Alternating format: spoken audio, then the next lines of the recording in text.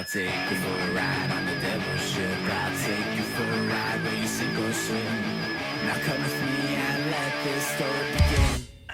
We're live on the Pantelis podcast with my buddy and one of the very few comedy legends that we have in this city, Joey Elias.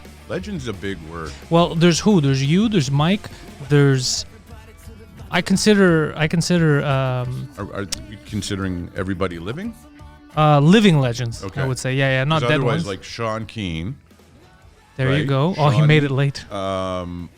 David John McCarthy. Okay, there we go. Okay. You know, like But- for but- me, but- David. DJ was my mentor. You was you told me years ago that you and DJ would he taught you the ropes. Yeah, him and John Rogers. John's still in L.A.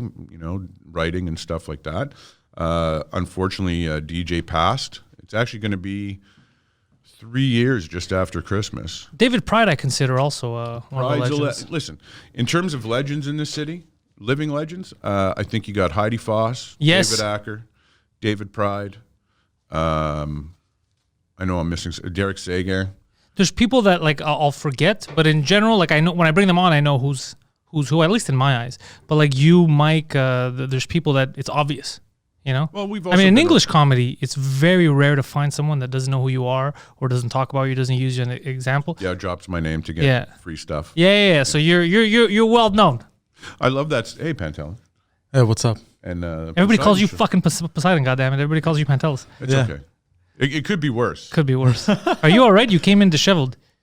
Yeah, I think he looks good, man. The last time I saw Thank you had the beard going, Yeah? right? Now you're all He's clean cut. cleaning it up a bit. Yeah. I apologize for the messy look, but I haven't fine. been You're a doing comic. anything. He just rushed in. He went for an emergency.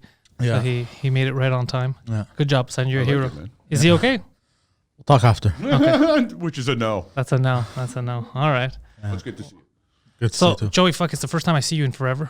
Yeah, I think the last time we saw each other was, the club was still open, so it must have been, July? Yeah, we were hanging out back there. Yeah, we did spots. Yeah. Yeah. When things were still up and going and the Steelers were still undefeated and life was good. Yeah. I said they were going to end up with 3 losses in the season. Well, I've said this for a lot of seasons when this happens, when teams go on a winning streak. I prefer they get it out of their system, the loss, in the regular season, so that they're ready for anything. They don't go too overconfident in the playoffs. That's better long term. I'd rather a team loses in the regular season and goes to the Super Bowl than a team that's undefeated and then gets fucking knocked out. Yeah, I agree. I do say that they're going to lose the last game to Cleveland. Yeah, you think I think they're just going to, they're going to clinch a playoff spot this week. be happy with it. And then they're going to kind of rest up anybody who's going to be sore or injured. I mean, unless you have guys like, Claypool. God love this kid, eh? Nice kid from BC. The best the tweets though. Every time every time he fucking tweets, there's trouble. Like when he tweeted that losing, I don't know her name, then they lost. I was like, but I go, this is bad. This is bad juju. You shouldn't tweet that. And Juju, he's great. So again, if they're I think they're gonna make a run, but KC's so sick. They were last year. They were Super Bowl champs last year. Yeah. So sick, this team. Are you a football fan too? No. Okay. I always wanted to play football when I was a kid, but I never got to it. He would have been good though. He has size that you can't teach. So he would have been a good football player. Yeah. Tight end. No, his end is very loose. I don't know all the stories. I know I hear some of them, but Yeah, so your show's still on Global. my show is still on Global. How would you describe it? How would I describe it? It is a segment. So it's called Everyday Joe. Yeah. And it's on Sundays at 6 p.m., like part of the 6 o'clock news. Because if I had to describe it, I would be like, it's Joey bitching about stuff. Yeah. But they won't let you describe it like that on regular TV. So what do you say? What do I say? I say it's what everybody is talking about, and I kind of put a silly twist on it. Yesterday on Global, I was on in the morning just being interviewed, and one of the nicest things ever said to me by a female was, whenever I watch your segment, you always make sense. No female has ever said that to me before. Interesting. So that was great. So I think what I try to do is take what everybody's talking about, whether it's like this Sunday's episode is all about, everybody seems to be very excited because, the vaccine is in the city. Yeah. And then still there's some people that don't want to take it. But it's only, people that don't want to take it, I mean, for it to hit the general population, I heard it's not going to be before a year. I heard, like right now, it's old folks' home. So even like you don't have to talk about it right now. Like everyone's like, oh, well, I'm not going to take it tomorrow. No one's giving it to you tomorrow. And we don't even listen. Yeah. I would sign up tomorrow if they gave it to me. If they were like Joey, oh, I mean, I'm going to wait. I want to make sure everyone's okay, and then I'll take it. That's why. If they said, look, would you take it on your global segment? Absolutely. Oh, I wouldn't. I would. Because then if something happens to me, people will play it back. Look at this fucking idiot. Look at this happy idiot. But you also know me. Like as soon as that injection goes in, I would, probably faint myself. Yeah, just do something for crazy real on national television just to make the gag. Did you see the nurse? It's been all over Twitter and on the internet. I thought, there's a chance she's trolling, but like she's not trolling. She just had a condition, so she just one of the first people in that hospital to take the vaccine, and she's talking about it live on the news. She's like, "Oh, hold on, my head hurts," huh? And then she just faints, and the news people are like, "Holy shit!" And 4 doctors are rushing to help her. But there's many reasons why people faint after getting a vaccine. It's just the timing is hilarious. Sure. And like I hope she's trolling, but everybody says it wasn't a troll. It's just she had a reaction. Some people when they get vaccinated, they have a weird reaction. So I was like, oh, this you can't write this stuff. This is amazing. I just want to know what's like. They haven't said what's in this vaccine. If they do, are you gonna understand it? Like I won't get everything. I don't know about it. Well, there's always something. Is this gonna kill me or severely handicap me? That's what I want to know. If you tell me no, then we're cool. That's all I want to know. I don't know either because I've been looking at videos. I don't know what's real, what's not anymore. Like I stumbled upon a video that said it had fetal matter, not fetal. Yeah, the UK one you told me. Yeah, you sent me videos about that shit, and it's like, I don't know enough. I'm not. I'd rather have fetal matter than fecal matter. They're just pumping shit inside you. This is the Queen's poop. Listen, if you're gonna pump shit into me, at least let it have some DNA that may make me smarter. You know what I mean? Like if this fetal piece is maybe the piece that's missing for me. And it helps. Inject it. Now I'm going to wait because even in my age range and my health, just statistically, I'm not the one who's in danger. Right. So take care of the people you need to. I'm going to watch things from afar and see how that goes. Yeah, just watch it from a bunker, see how that goes. But either way, now I'm not too worried. I don't want to get it because I don't want to infect anyone. That's why I'm keeping my distance and everything. But it's not for me. I'm scared of giving it to my mother. I don't know, even Poseidon or Mike, I was scared of Mike because he has diabetes. That's what I fear for. But for myself, even if I get it, I won't fear for my life. Right. I mean, I'm a diabetic as well. So there you go. And I can't tell you how many, I've gone out of town to do shows in places where the clubs are still open. The precautions I take are no different when I go out of my house to go, just to, let's say, buy some milk at the dep, or if I'm going to a comedy club. There's no difference. Why? I've been, me, I'm OCD, man. Yeah. And ADD. So I've been scrubbing hands, and I've had hand sanitizer on me for, the weirdest thing about this pandemic is now everybody is living like I am. And I'll tell you what pisses me off the most is I've had this dream for years of, I'm just going to retire somewhere in the woods, a small little cabin. If you want to see me, find me. Otherwise, fuck off. That's where you're heading to. I'm basically the Unabomber without a manifesto. Okay? That's how I wanted to retire. Now everybody's like, I'm getting a house in the woods. And you're like, wait a minute, that's my shit. Why are you stealing my gag? It's like the Kramer, that's my move. Yeah. That is my life. So welcome to how I've been living. I mean, I know this may shock people, but I'm not a social guy. When I was younger, we were talking about legends and, DJ and all the other comics. We didn't have social media. Our social media was go out. Yeah, see people. Socialize. So after a show, we would go into the bar. And we would sit there and we would make friends with the bar owners, the bartenders. And we would lick our hands. It was free. There was no COVID. Would hug, sometimes I would even remove, as my people say, schmutz, like the grandmothers. You lick your finger and you go and you wipe. You think that's crazy? We just took away from people. They're never going to have, the younger generation is never going to understand blowing out candles at someone's birthday party.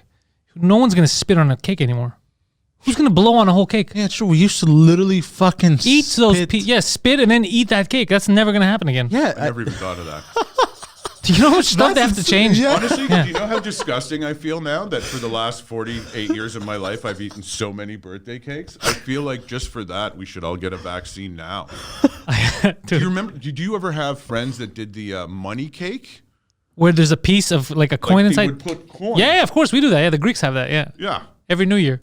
Oh, you do it every New Year? Yeah, but basically, is you cut the pieces, and then whoever finds the coin is lucky. As lucky. Oh, I know there's a tradition. I don't know what culture actually, but they bake a baby. That's like not a us. little doll of a baby, That doesn't sound good. right? And that's the whole thing. Is that if you find that in your slice, it means the new year is starting off right for you, Interesting. right? So as the year starts as a baby, you found the baby, it grows. I don't know about that, but I don't know about that, but that's interesting. yeah, I don't know, but there's so much stuff we're gonna have to change in the future that I'm good with no handshakes. I don't mind the handshakes because even for the longest time, now we did the elbows, but for the longest time, weren't we just fist bumping? We had stopped the handshakes. Well, you and I would just like kind of hug in. Yeah, We exactly. would hug it out. So it's not like the people that gone, you though. just shake hands. Yeah, the hugs are gone. So much stuff is, but some good stuff is gone too. Because now you could avoid people and you have a valid excuse. They're like, I can't come. This is the COVID. I'm feeling ill. I might have it. You want to stay away from me. Well, I'll tell you, even when everybody is vaccinated, I'm never going to a house party. Like I hated house parties before this. There's always that. I never understood why people have house parties. I never did either. Listen, I understood when we were in high school, right? Your parents or somebody's parents went out of town. You raided their liquor cabinet. You didn't realize the damage you were doing. Oh, you want damage? I'll tell you damage. There was my buddy Piggy, who good got me name. into comedy. Right, that's his nickname, not his real name. He got the nickname in grade 11 because we were reading Lord of the Flies, and then all of a sudden the description of Piggy comes out. Short, kind of chubby, asthmatic, thick fucking glasses. Like this was before they figured out that you can get, prescriptions like thin. Like he literally had. Yeah, I used to have glasses like that. Telescopes. Not even Coke bottles. I mean, we are talking. Oh no, I didn't have them that bad, but I had some that on the side they would even tell me, they go, "Do you realize why we can't make that pair for you?" And she's showing me the side. She goes, "Look at how thick these fucking glasses are." But I don't even have that crazy of prescription. It's like a -3.5. But it's some because of my eyes, some Is it like what a is it? reversal thing? Stigmatism or whatever Yeah. the fuck. That's I what it have is. reading glasses. I'm Oh, old. that's simple. Interesting. I never had any issues with my eyes except for when match broke off and flew into my left eye. Yeah, I scratched my cornea once. By scratching it? No, just I don't know how. And then I had to wear an eye patch for 3 days. That's funny though. Yeah, it was hilarious because I was. It was just before I went to Afghanistan, and I was doing interviews, and of course I had to wear the patch, and I was doing one on television, and instantly, as soon as I finished, my phone rang, and it was my grandmother, who was like, "What? You're a pirate now?" Yeah, dude. She's like, She thought it was a gag. She goes, "What? You can't just wear like a funny shirt or a hat. You had to wear an eye. Like, what's wrong with you?" And I had to be like, "Bah, I fucked up my eye." There's a real problem here. But that's exactly what my family thinks. Look at this idiot.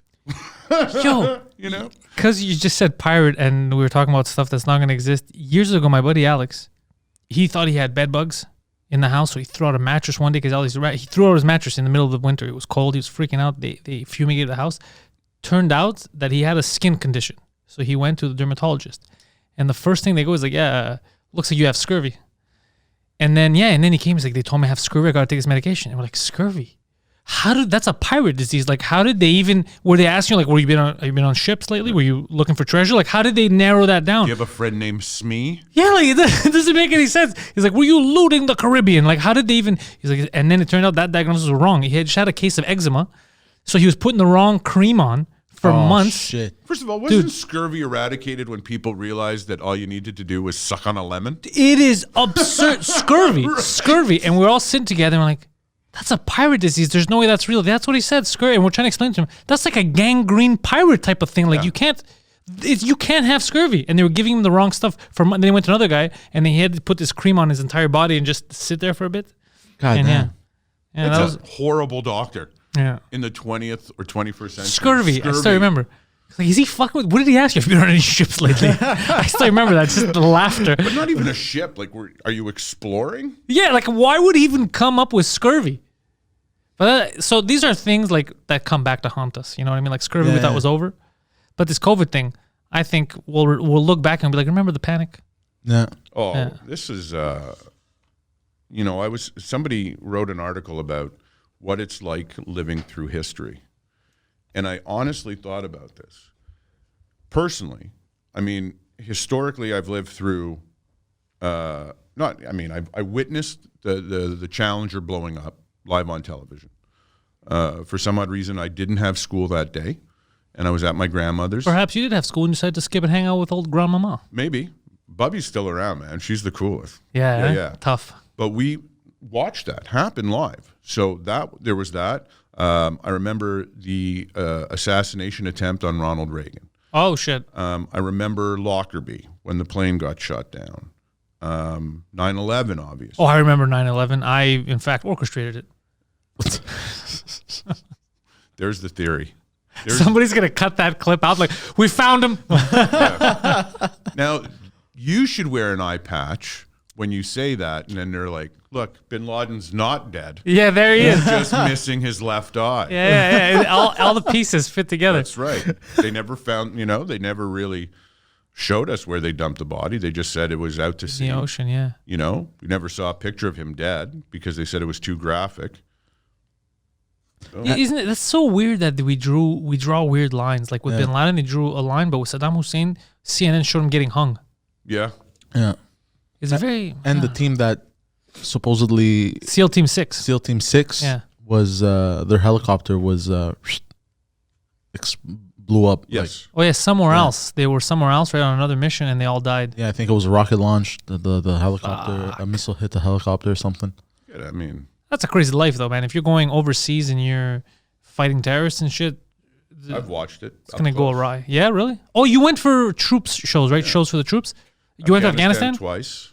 My first one was Rwanda. How was that? In 1994, right at the height of everything. That was a genocide. Yeah. And I was young. I was 23 or 24 at the time. I really, you heard stories about, the massacres of, and I remember right at the beginning there was a story of 3 Quebec nuns who were running a convent there that were, they got looted and they slaughtered the nuns and stuff. Jesus Christ. And it turns out 6 months later, that convent was turned into a R&R station for the soldiers, and that's where we stayed. That's got to be creepy. Now, never felt safer, but also, as a young man, that's why I have the respect for the military that I do now, and their veterans and everybody who served. And when I say everybody... Because they forget about dead nuns like this. That's right. That's right. They got up... No, but seriously. To go overseas and to do what they did. But when I say the veterans and the people serving, I also include their families. Because what people forget is when they left someone mom at home, and dad go out, whether it's your mom or your dad that is going, whether it's to the base here in Canada or you're serving overseas, people are, your kids are back home. Your spouse is back home. Yeah, and time doesn't stop. No. And it's, one of the most incredible moments in Afghanistan was we met this group, of Canadian soldiers that don't exist. Let's put it that way. I gotcha. And one of the guys was one of the biggest. He was like 6'7", just pure muscle. And that's what we need in the military. And I was like, he doesn't say much, that guy. And one of the gentlemen said, well, we call him God. And I was like, okay, why? He's our sniper, and he decides who lives and who dies.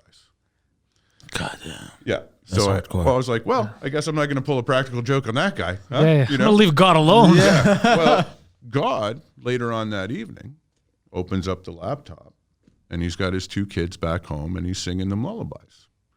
And that, to me, was just, you talk about what goes on in somebody's head. Yeah. How do you go from being God, and then you got to switch it off? All you can do is just be a dad. And I thought, that's why these men and women are heroes, because they have the ability to turn it on and off. I mean, comedians do too. Yeah. Right? I mean, But we're then- not sitting here popping out punchlines every 2 minutes because we're not douchebags. Yeah. You know, like, But them, you know what the difference is? Like, we don't really, I mean, we don't fear for our lives.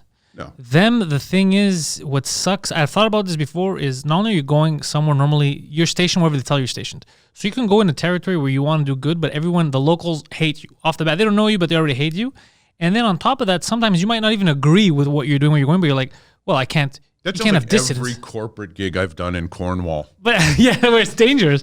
But you're like, I also can't start fucking mutiny. What am I going to do? You know what I mean? I got to listen. That's how this is going to work, right? That's how it works for everyone. So sometimes you're doing something for the greater good that you're not even happy about directly. That must suck. And then your family's far away and you're like, I got to do this. That must suck. That's what I think about sometimes. It's just being somewhere where you're forced out of your home. You don't want to be there. You know, you're like, fuck, I wish I was stationed somewhere else. These people hate me. Well, I'm hoping, like with all the places that I've been to, and some of them are nice, like Rwanda, honestly, Kigali, I've looked it up since, and it's thriving now. Dude. But even back then, in the middle of a civil war, I mean, you knew that it must have been beautiful. Like where we were, there was there still is a valley, I'm assuming, unless they filled it up with them. No, But, there's I don't know. Maybe they have Mayor Valerie Plante over in Kigali, and it's just full of condos and bike paths. We now. need more bike path. Can I just say, honestly, totally off topic, but have you seen, and I know bikers, okay? Yeah. Like cyclists, not bikers. Like, I know bikers. I know bikers too. Let's not talk about that. But have you ever seen or heard a cyclist admit that they were wrong? Never. Not only never, I'm glad you bring this up, not only never, but sometimes in the act of driving, when they fuck around and you call them out, they yell at you. Even when you've caught them red-handed, they still tell you to go fuck yourself. Yeah. Now, and listen, like I said, I know people that are avid cyclists. I have friends, that's their thing now. I go golf, as we come closer And they to, cycle. Yeah, like as we get closer to 50, you have to find what's good for you. Yeah. I like walking down a fairway, chasing a ball that I I may wish or may I not liked golf. find, while smoking marijuana. Because you're outdoors and you're supposed to enjoy all of nature. You motherfucker, you've described it to me. So every time you describe it, no, for real, because his addiction with golf, it sounds like the best thing ever. And it sounds like something I should be doing, but I don't like golfing. Like I suck. And I'll tell you why. Because there are people that, listen, I enjoy golf and I've always been competitive. I may not look like an athlete, but I was a decent athlete when I was younger. Played baseball up into a certain level and then discovered comedy and marijuana. Oh, unbeatable combination. And then you're like, yeah, baseball's good, but boy, funny is better. Yeah. Like, It's funny. Funny gets you laid more often than baseball. yeah, well, when I was playing ball, I mean. That's different if you're on a team? Yeah. Yeah. But, I wouldn't change, you bring up teamwork and comedy. I think people, the one question I always ask comedians, new comedians that I've never seen in the green room, like other than, hey, what do you do? Whatever. You ever play a team sport? And if they say no, I stay away from this person. Fuck, that's a good observation. Because if somebody hasn't played a team sport, and even if it's like in high school, you're on a badminton team, okay, you're competing. Even if you were part of a golf team where you go out individually, but, you have to play for a team, a cumulative score. If nobody has ever felt what it's like to be part of a team and understand how important it is to, like you brought up the greater good. Yeah. That is a term that I don't know how many people have heard in a long time. Like somebody said to me, they found out that I did a benefit this summer for a charity, and I said I didn't charge them. Usually I do charge. But this particular charity was a shelter for women who have been abused, whether it's physically, verbally, they found themselves homeless, addicted to booze or Say what drugs, you want, bro, but try proving it. And then they put them in a house.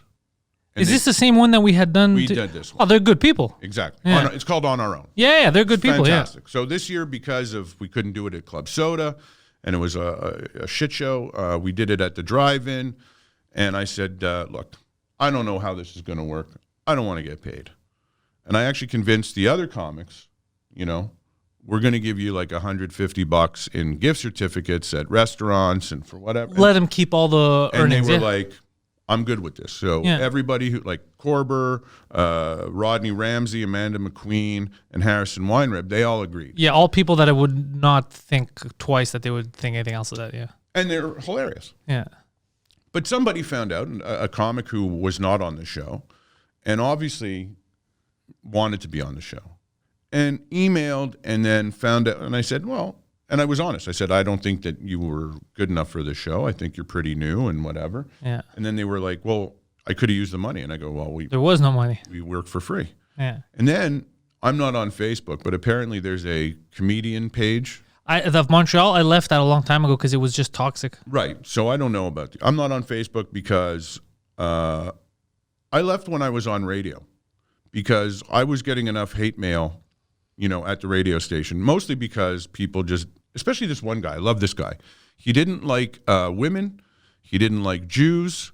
And he would listen to CJD. I don't know. No, I would never listen to CJD. That's bullshit. That's the part of that that's not true. You know what I mean? Like, but here's the thing. If you listen to CJD, it's just women and Jews. Yeah, I was about to say, You know what I mean? So what is this guy doing? So he was sending you messages and shit? Yeah, I loved it too. Again, I have no time for those people. For Facebook, I have my personal account that I never use. I have it there because I have my family and Right. Messenger. And then I have the Pantelis comedy page where I'll post updates. And whenever I get, which is a lot, I'll show you some stuff later, a lot, because there's certain videos that explode. Like even that little David Icke clip, it's like almost at 1 million views on Really? on Facebook. Yeah. So you get people telling you to go fuck yourself.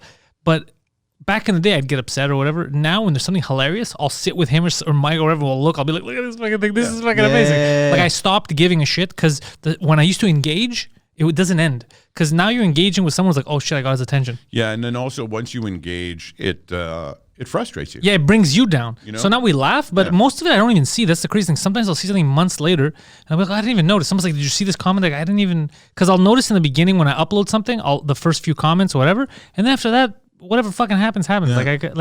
I could care less. I'm working on other shit. I always tell the new comics, that post a lot of videos. Yeah. I said, I've learned two things, through my career. One is, it's basic. Don't read the comments. And if you do read the comments, don't engage. Two, the reason you don't read the comments and you don't engage is you have to realize, and this took me a long time to realize, not everybody's going to like you. Yeah. I'm not everybody's cup of tea. Yeah. Not everybody likes me for how I talk, how I sound, what I talk about, whatever reason. Some people think I'm ugly. Great. If that's why you don't want to listen to me, that's fine. You know what I mean? You're fucked, bro. You're fucked, Poseidon. You know what I mean? I'm ruined. No, but I'm just saying, if people want to be that way, that's fine. Yeah. I don't need that toxic kind of mentality invading my life. The cutting out toxic people, and I use it, I've said on many podcasts, I've done it with my own friend circle. Me too. Like it's so small now, it's so limited because I was like, I don't need this. Like I would think about it, but like I have this person around, it's always negative, you can't do this, you can't do this. I can literally tell you where I'm sitting right now, the stuff that I've done up until now. I know people that I grew up with that were telling me before these were just ideas, you're wasting your time, it's never going to happen, that's fucking stupid, just negative shit. How many times? If I had let that come in, Sure. I'd be a dishwasher right now. My favorite is, when I started doing stand-up and I was young, I was 17, and then I dropped out of school and I was delivering pizza, and then I started working daytimes for my uncle in the family business. I was a watch salesman. Huh? Need a watch? That was me. Yeah. But I don't even remember what I was talking about now. Just Well, listening watch to the salesman. negative people. Yeah, Yeah. negative, yeah. Fuck. I mean, all my friends would be like, so you going to do this? The rest, my family was very cool. Mom and dad were very supportive, Yeah, my mom Grandparents, too. Very supportive. My uncle, who I work for, when I started getting booked on the road, he would be like, where are you going this weekend? I said, Sudbury. They'd be excited. He'd be like, cool. You know what? Do me a favor. We have a client up there. If you could, he goes, take the the company car, drive up there. But, you know, you're there Wednesday, Thursday, Friday, Saturday. If you can, on this day, just go see this client, see what we can do. Great. So, you know, I had that support.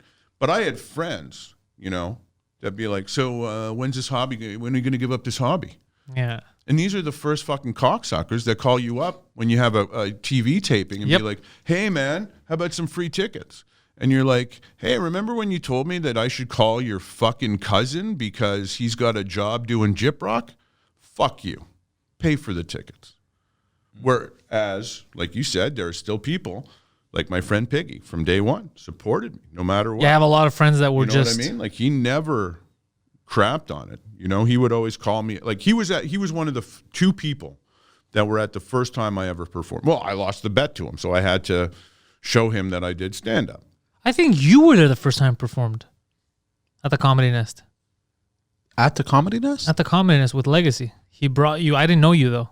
He brought you. You had your little car. I think so. Yeah, you had a smaller car, yeah, because you had given us a lift after. I think it was a Honda Civic. Yeah, you had a small Honda. Yeah. Yeah. You know, so he was there. He unknowing we weren't friends at the time. But that's what I mean. I mean, Piggy and a girl that I was dating at the time, they were the only two people I told. I hadn't even told my parents at that point. And then, you know, that ended. And I just thought, one and done. Yeah. You know, I was like, same with me, yeah. You know, Pig, I lost the bet. You know, I'm really bad at pool. That was the game. Because DJ McCarthy and Rick Bronson, and we had been going to watch comedy since we were 15, so I knew them. And Rick's younger brother, I played hockey on the same team. Okay. So it was funny because we would go over to his house sometimes after hockey games, and Rick was 2 or 3 years older than us and was an amateur magician at the time. So we'd all be sitting downstairs, and his mom, you know, made these wonderful sandwiches and cookies, and we'd all be downstairs, and then Rick would come down and show us some horrible fucking magic trick, and you're like, I hate magic. Go away. You ruined magic for me. Mike Wilmot, Uncle Mikey, said to David Acker one day, he goes, I don't know how you do that magic trick. Does Bronson know how to do it? He goes, yeah. Well, I'll figure it out. You know, he goes, I'll just ask Bronson to do it. I'll figure it out. But Rick was super. You know, you talk about people who were in the business that were supportive. Rick was a known name in Montreal, one of those legends now living out west, and owns a very successful chain of clubs. But Rick was incredibly supportive to me. You know, where, yeah, he knew I knew his brother, but when I showed up at the club, he kind of made me feel more welcome. He was like, hey, this is Joe, everybody, you know, he's doing his first thing. So I did my first thing, disappeared for a while, came back, and then DJ, who was the booker, was like, where have you been? You know, you didn't leave us a contact number, nothing. And I was like, well, I'm, 17 years old. It was summer. I went and worked at a summer camp because I just wanted to, I was a swim instructor that summer. So I was Baywatch. I was hanging out. You know, I was just getting paid to sit on a dock and make sure kids don't drown. I fucked up twice, but it happens. I'm not gonna lie. I mean, I don't know if there's a statute of limitations now, but this was, I was drunk every day. I'm not joking. Luckily, everyone survived. Free swim. I would sit in the lifeguard chair, and I would have a little Gatorade bottle, and it was half vodka all the time. That's fucking amazing. Yeah, nobody ever drowned. That's it. That's the victory. I actually, I will share this story too. There was one day I had like a free period or whatever. Like I didn't teach a class. So I was like, oh, you know what I'm going to do? I'm going to talk to the guys in the water skiing boat, and I'm going to go smoke a joint in the boat while the kids are skiing. Nobody's wiser. Guys are cool with that. So here I am, just puffing away. Like I can get fired at camp if I'm smoking. Yeah, no shit. But back then it was a different time. Yeah, like it wasn't legal. Doctors used to smoke. No, but it wasn't legal to have weed back then. No, not right? weed, yeah. So I'm in the boat. I'm just kind of taking a couple of hits from like the pinner that I rolled. And if some kid fell, they were supposed to wave to let you know that he was okay. Well, the kid fucking wipes out. No harm up. We're like, oh, wave. No, the ski actually, when he fell, came up, popped him in the back of the head, knocked him out. Oh, fuck. So here's Stone Joey. And I have to jump in now, and we had to do the roll. And somehow, I'll tell you something about marijuana. And I'm not an expert by any means.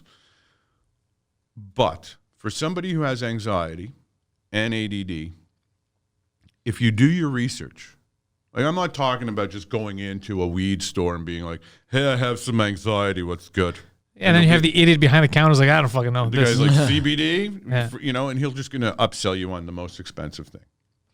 Do your research, because there are strains that, depending on what your symptoms are and how they come out, you know, like for me, my anxiety, when I feel really anxious, I don't have the fight or flight, I have fight.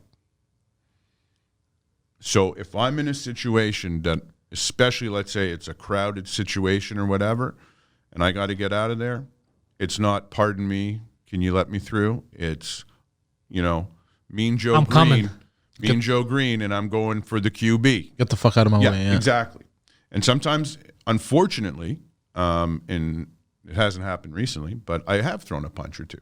When you're high. No, when I'm super anxious Okay. and I don't have my, you know, I'm not high. I haven't been able to take my extra meds or whatever. Oh, it's the anxiety that Yeah. gets you so amped up. Yeah. So when sometimes the strain of marijuana, it doesn't get you super high and giddy, but what it does is it just calms you down enough that I guess the receptors or whatever don't allow the anxiety to flare up. So the only thing I'll say is that if you are, you know, down and anxious or whatever, due diligence. Get the right one for you. You know, yeah. Sit on the internet, find, you know, type in your thing, you know, what your symptoms are. Maybe you're having problems sleeping. You don't want to smoke it? There's other ways to take it. You're speaking to him right now. You know that, right? You're thinking about it right now. Yeah, I knew, because he's been like that recently, where anxious, he can't sleep. So I saw his eyes shift when you were talking about this. Yeah. So he's like, okay, I got to do my if you research. don't, you know, people don't want to smoke it. There's other ways. I mean, there's pills, you know, and you don't even have to get THC. I mean, you can get CBD, which still calms you down, but you don't get a high. Can you insert it through the rectum? Because then he'd be... I'm sure there is a No, but I wouldn't mind smoking. But the thing is, I always refrain from smoking weed because I get very paranoid. He does get very paranoid. That's like- part of the strain. Yeah. Yeah. So there's strains where he won't be as paranoid, you're saying? I mean, I found a strain. It's literally called grapefruit. That's a good name. It's just grapefruit. And it's a sativa. So it's supposed to bring out the creativity and, you know, it's not supposed to knock you out. I got to tell you, I smoke a little bit of grapefruit. One, I'm writing a lot of material. Two, I do know that I will be able to, for the next 4 or 5 hours, if need be, I can go to the grocery store. Because now grocery stores, pharmacies, more than ever, freak me out because maybe I am, you know, over vigilant. But those arrows on the fucking floor have been there since March. Oh, yeah. They're not suggestions anymore. You know what I mean? It's kind of like having traffic lights. And I see what you're saying. Yeah, you know, okay. and I've been guilty of it where I go down and I forget something and you're like, oh, fuck, it's right there. Yeah, I'm right not going to go there. all around. Don't go back. I do. Yeah, you're going to go all around? I do go back. That Or is I crazy. leave Now my- you're just spreading your goddamn coronavirus all over the place. But I don't want to be that guy. You don't, yeah. You know? Especially Yeah, I especially if get you bitched at someone earlier, I then don't they bitch. see you. I just stare. I give him the Maurice Richard. Yeah. I literally just, like, I've been yelled at, like, a Rockland. Yeah, but he goes. Here's the difference. Here's There's the also difference. Rockland. Yeah, he Yeah. goes. But he also he goes the opposite way on purpose, completely like a bull, and Sometimes. just goes through people. So that you're a different case. What we're talking about here is like Yeah. you're like, all right, I see the arrows, whatever the fuck, and then I forget. Me too. I forget something. I'm gonna go back. Yeah. I'm not gonna go around. Get the fuck out of here. Sometimes I'm just forget, but sometimes I'm just so, like, I guess fed up. Yeah, well, that's... I'm like, I don't give a fuck. But then what happens is you fall another guy who's so fed up, but he's trying to follow the rules, and they just lose it. Yeah. Well, that's the thing about everything now is everybody, I don't know if it's just me, everybody seems so wound up. Oh. And everybody seems like they're about to explode at everybody. Like we were talking about the cyclists, Yeah. right? I saw a cyclist about in late October driving down the middle of a road, and he's on his cell, so I guess he's a delivery guy, and a car politely just, you know, gave him a little horn. Beep. The guy stopped and punched the guy's hood. No. You see, that's the cyclist is going to fall on the wrong person one day and get killed. But this is what I'm saying. In normal times, I think the cyclist makes he goes, oh, sorry, and moves over. But now everybody's so wound up, again, you talk about people don't know if they're going to have a job or if the money or if this is what's scary. And I keep saying this is scaring you when you don't know if you're going to have the same job you have now. If 2 weeks from now, you're still going to be around.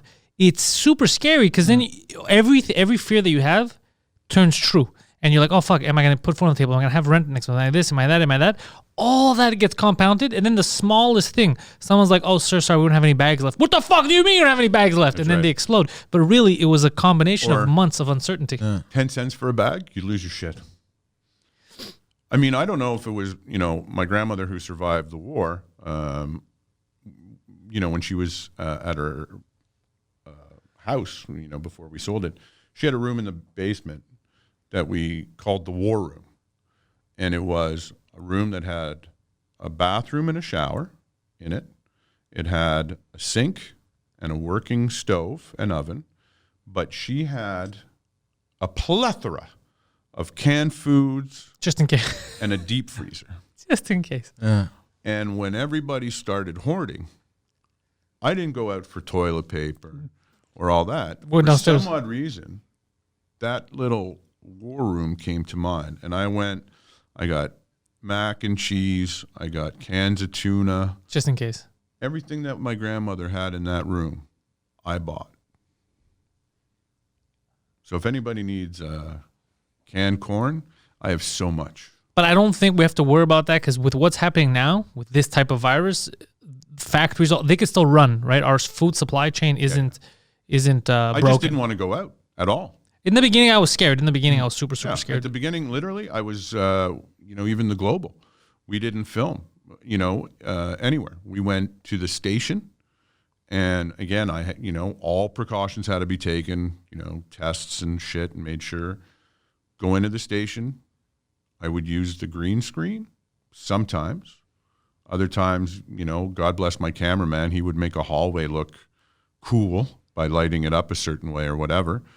But, so now we're at the opposite end. We haven't filmed indoors since, April because everything's closed. And sometimes, even if I want to go to a mall, if I wanted to film inside Rockland, we can't just walk in. We have to get permission, so there's a lot of, and stores at this point, they're like, what do you want me to, we go in, hey, can we film in here? For what?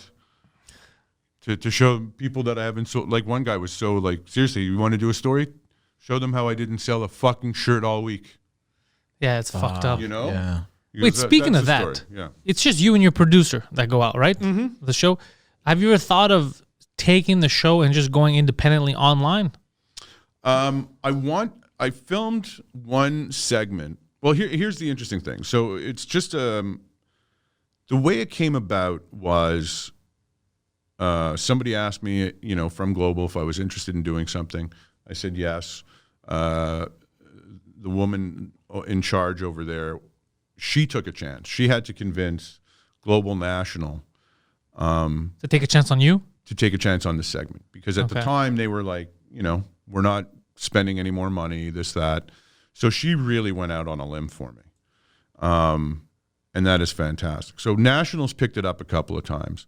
So there is a hope that in the new year, once the news cycle gets away from, Ontario didn't do this and Alberta didn't do that and whatever, there is a hope that maybe it goes national. And, we've talked about this numerous times about podcasts and stuff. That's why I'm bringing it up.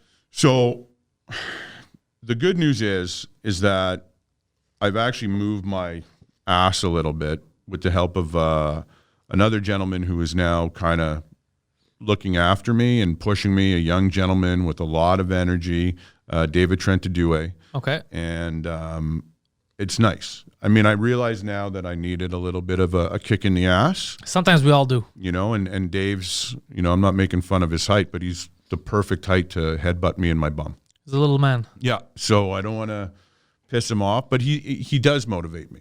Okay. So I have an idea, and the thing is that I want to make sure that everything is proper and in a row, and I kind of want to hammer out like 5 or 6 at once. So I don't want to give away too much, but we have 3 guests that have confirmed that they would do it. I'm waiting for 3 more. So once we get, I put out 12, and I aimed high. I'm not going to lie. Okay, good. Well, that's how you should aim, yeah.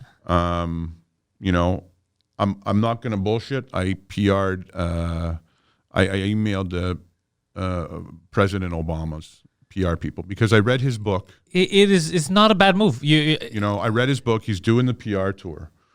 And by the way, if you want to be motivated, read that book, A Promised Land.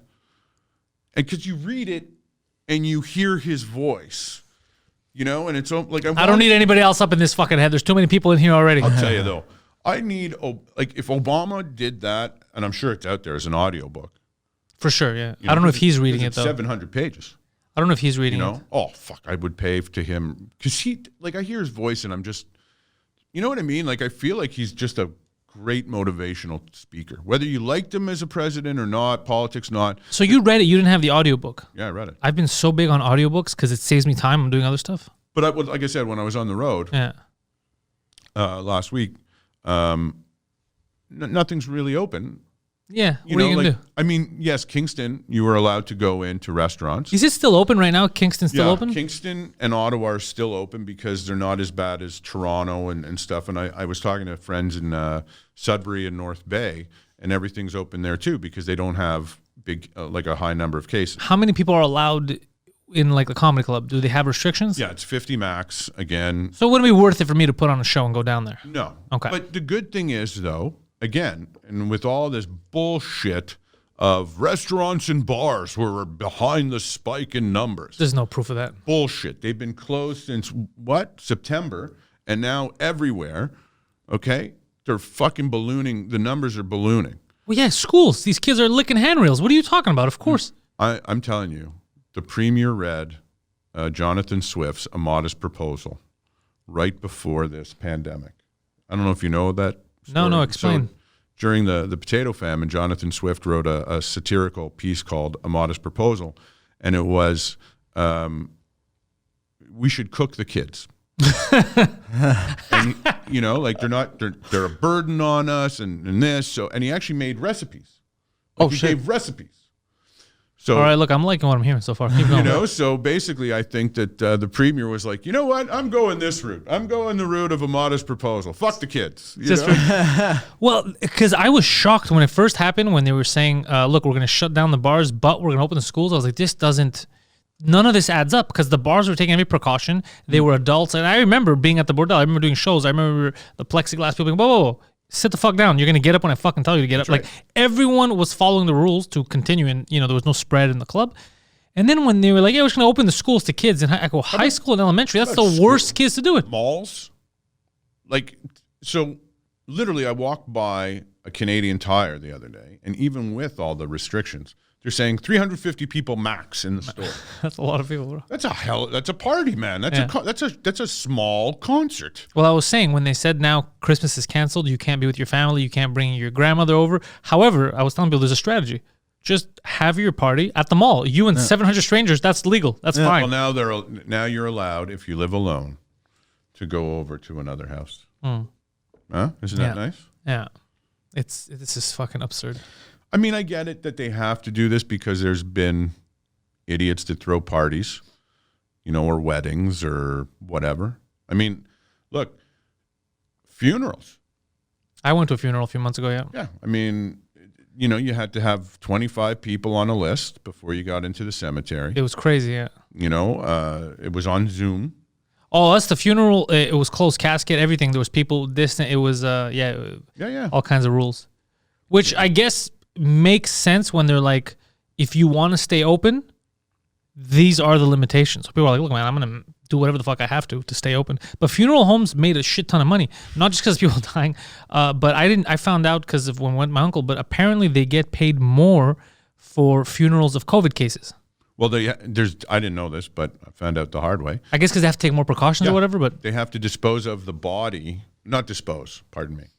The way they, when the hospital releases the body to, I guess, the funeral parlor or whoever's in charge, they have to take all these precautions. And somebody even told me that when they put the body in the casket, even that is different because of, God forbid, a leak. Yeah. Yeah. That's what I was told that they wouldn't open it up, the casket, for minimum 100 years or some shit like that. Like there was some. What? Yeah. But then I was like, well, why would you open it up earlier in general? But whatever. I always joke. Yeah, I mean, But hold on, doesn't also the virus die after a while once it sits? We don't know. They don't know. This virus, there's all kinds of theories about it, right? well, they just found a mutation of it, right, in the UK. Well, I already said it was. So here's the thing. The problem with me being an idiot is that I can't explain certain things. So I don't understand.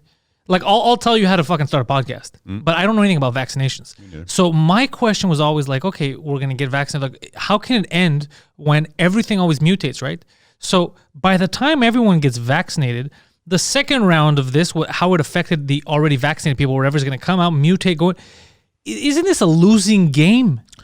Well, they said it's not going to be eradicated. It's going to be controlled. How, though? If it keeps mutating, it's going to, the wrong mutation hits. Well, fucked. hopefully it's just every 100 years, you know? I mean, listen, I mean, we run into conspiracy theorists all the time. I say we because it's my camera guy, David, and I, when we're out doing the global. Yeah. People, as soon as they see, global news, and I'm sure this happens to people over at CTV and RDI and anybody, and it's never the people that you think, oh, God, let's get the fuck out of here before they talk to us, What do they tell you? There was a guy, gave us his card. He's a lawyer. And if ever you want to sue Global for sexual harassment, I'm your guy. Yeah. He smacks you in the ass. Get going, toots.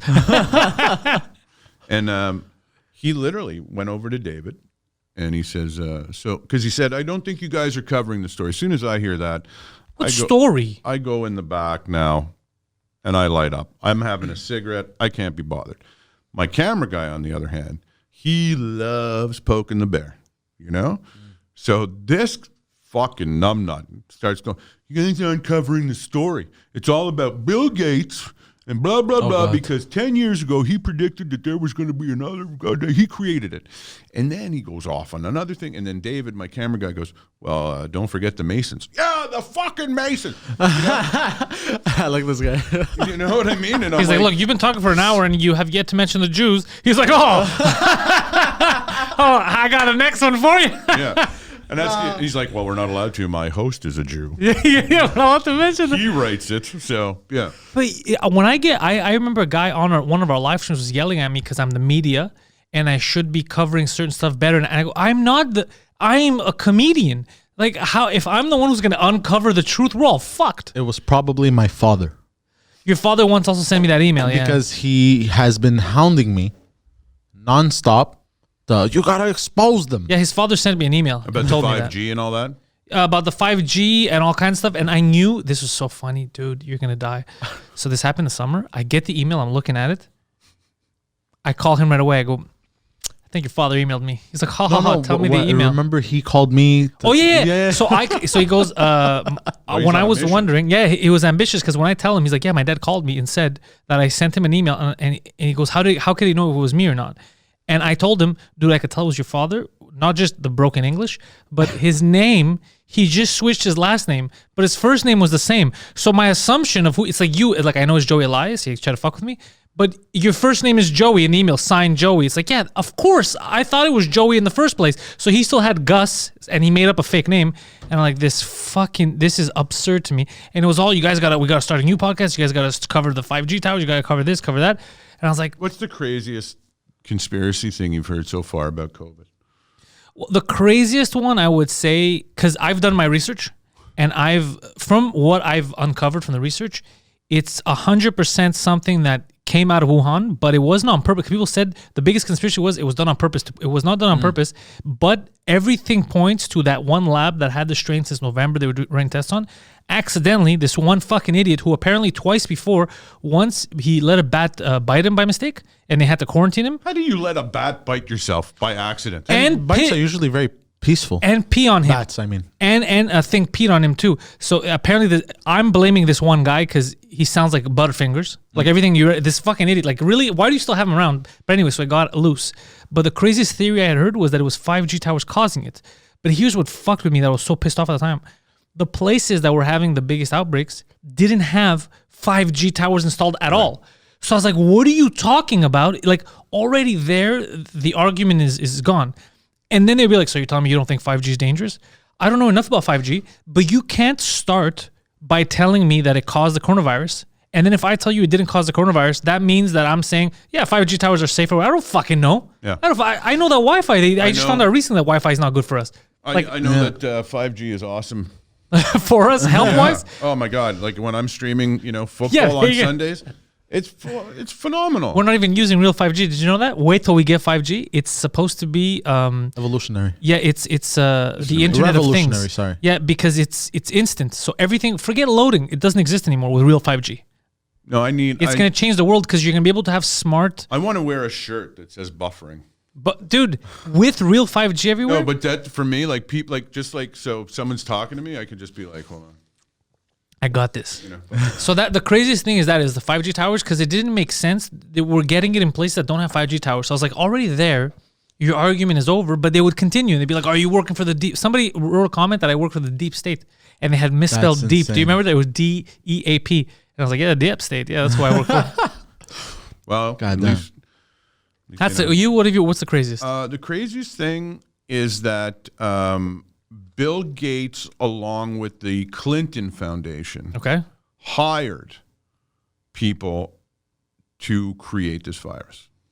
But you know why that's off? Not that, and again, I'm people because they're gonna be like, "Do you trust these?" I don't fucking like the Clintons, but it doesn't make sense because in what we know that was disclosed when the Chinese president was killing everyone. Remember all the whistleblower stuff they were offering? Yeah. And the reason why they were disappearing is because what they were saying was true. And they go, "We fucked up. It was from this lab. We let it go." So they've already told us how it happened.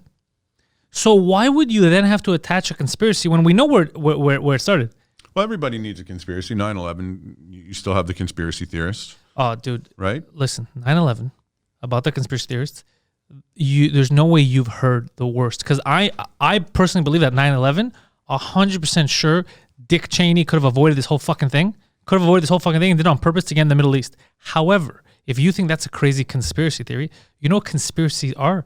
His dad was convinced that it was always a CGI. Yes, I was about Dude, to say I wanted to flip the fucking... Look at his face. You understand? I wanted to flip the fucking table, Joey. I'm just happy. Like your dad sounds pretty cool though. Like he knows what CGI. No. You know what I mean? Like if I said to my dad, who's in his 80s right now, CGI, he'd be like, "Can I buy a vowel?" Like he'd think that I'm giving him like the Wheel of Fortune shit over the phone. You know what I mean? Like he wouldn't know. But I thought it was a conspiracy because I was like, oh, this is, I don't trust the government. I'm sure this motherfucker had his hand in allowing this shit to happen. There's too many, holes in it. And I thought I was borderline crazy.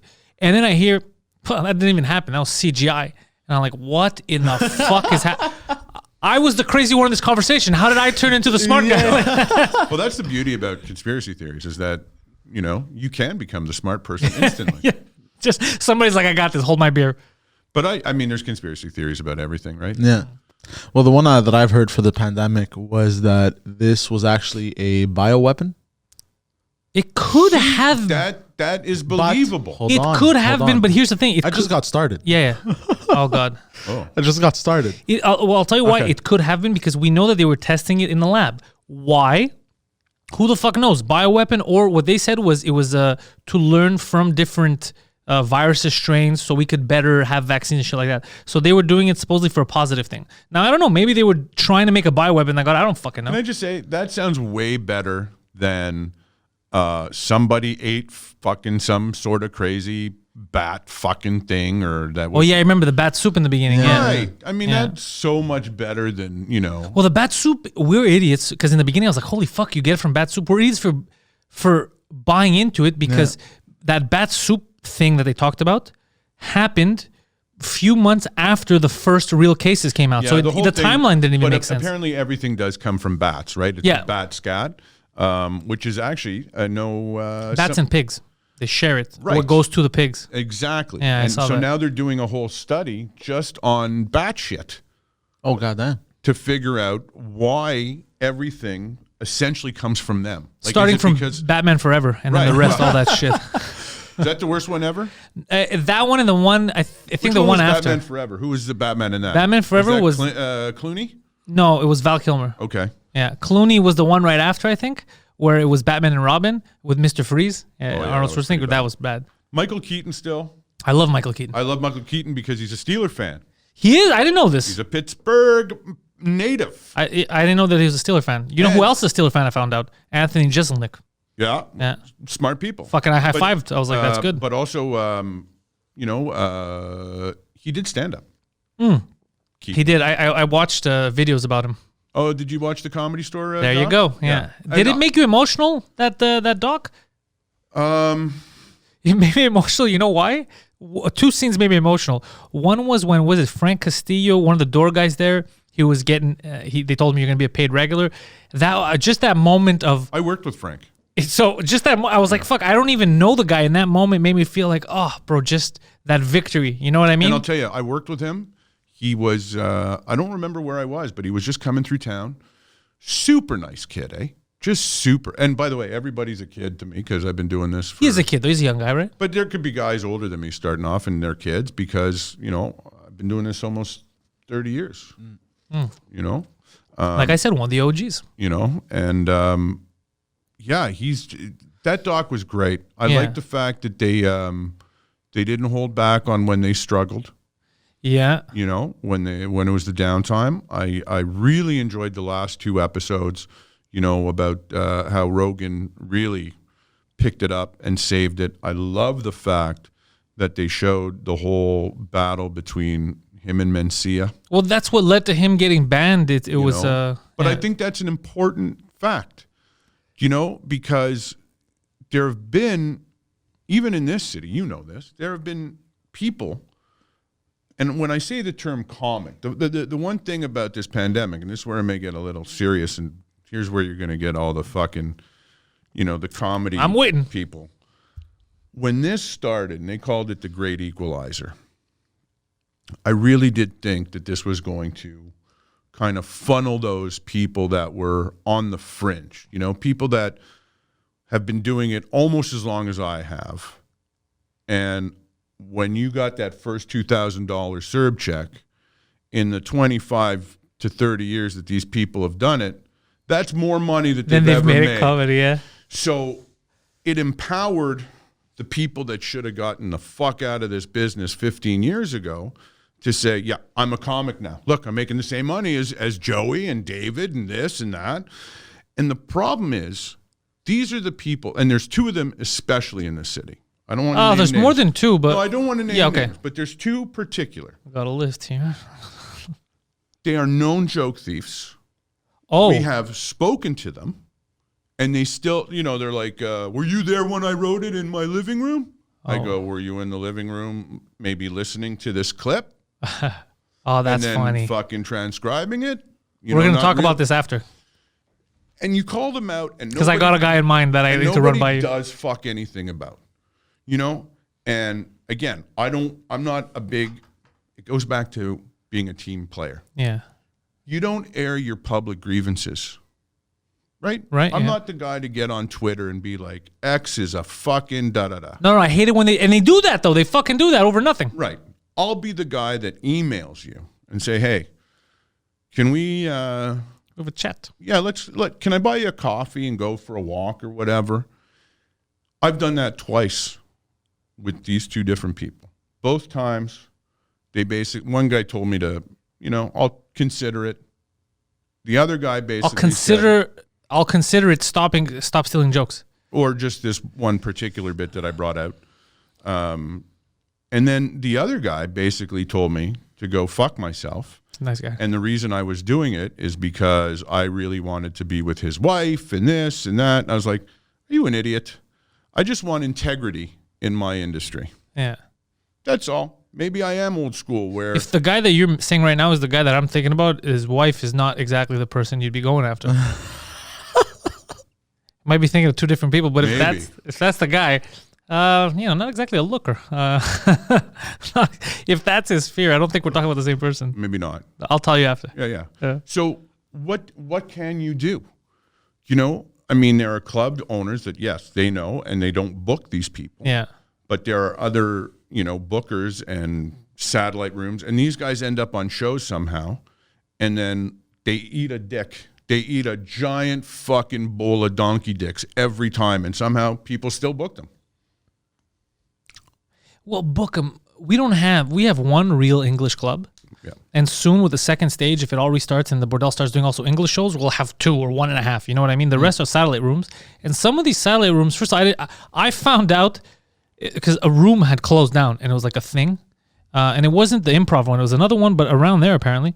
And I was like, I never heard of this room because I remember someone had put a Facebook thing and I was like, what is this? Oh, they had done comedy there and sketch. Like, I never heard of this place. And then someone was like, yeah, you were banned from there. I was like, how am I banned from a place I've never heard of? Do you realize how funny that is? That is amazing. Why were you banned from there? I don't know. Probably the shit I talk about or, was there's it the safe safe spaces. room? There's one of the safe rooms. Oh, Yeah. I know what you're talking Yeah, about. yeah. Fuck that. And I was like, how was I banned? I don't even know I don't even know who runs it. Like, if you show me the person, I don't know who it is. I've never been there. Like, yeah, but it's because it's a safe room or whatever. I was like, safe from what? Safe from comedy? Like, why would I be banned? This is the one thing. Comedy and comedy club stages Yeah. should be the last place to say whatever the fuck you want. Yeah.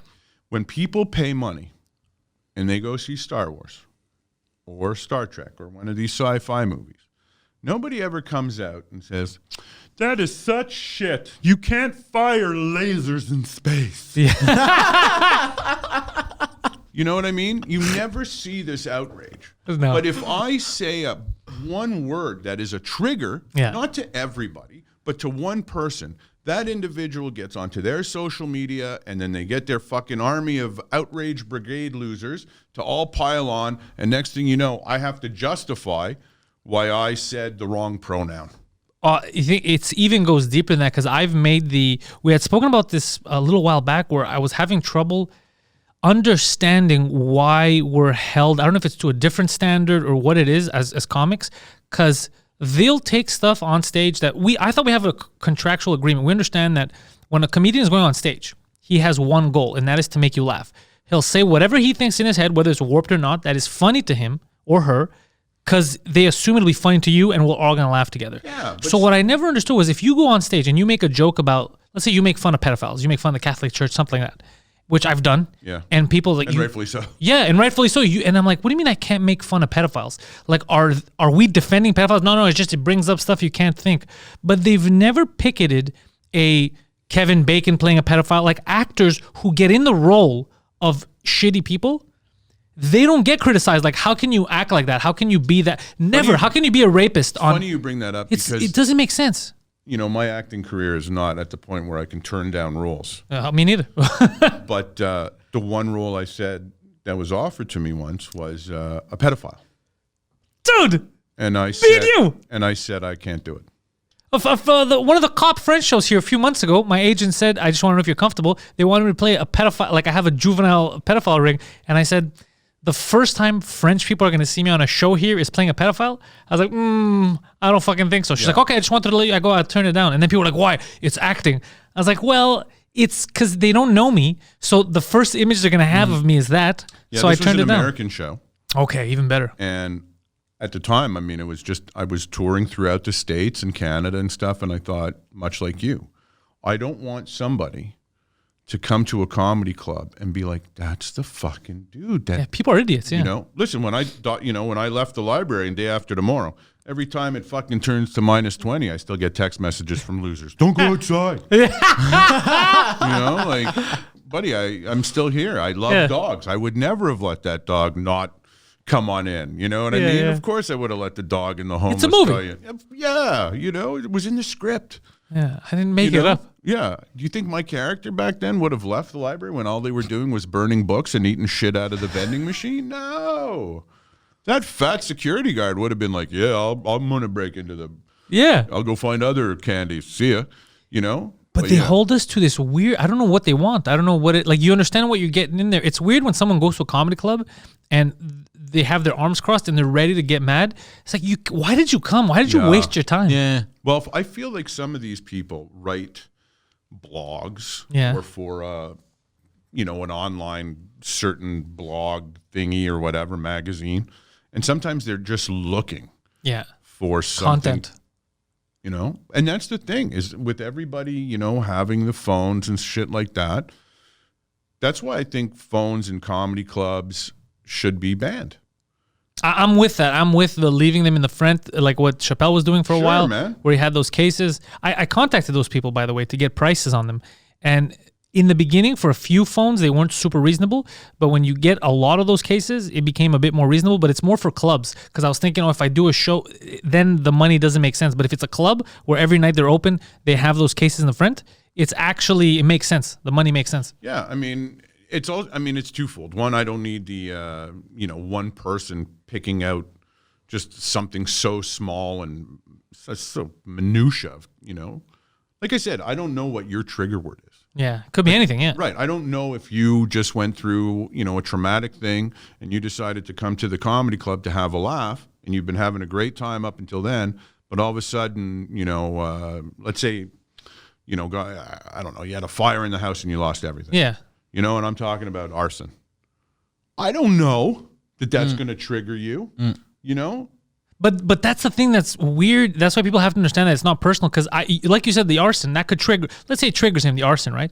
It's like, okay, so in the beginning, you were okay with the rape joke, correct? It's like, yeah, of course, that was really funny. But why the fire, man, that hits home.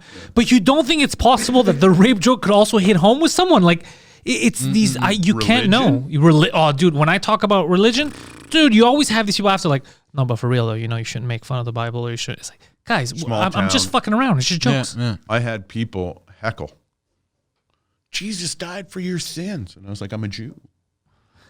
So was he. Yeah. Oh, man. They wanted to, I'm not joking. And another time they yelled at Matt Watson. We were just outside Petawawa doing a gig. And he does a joke about how he grew up in a very religious household.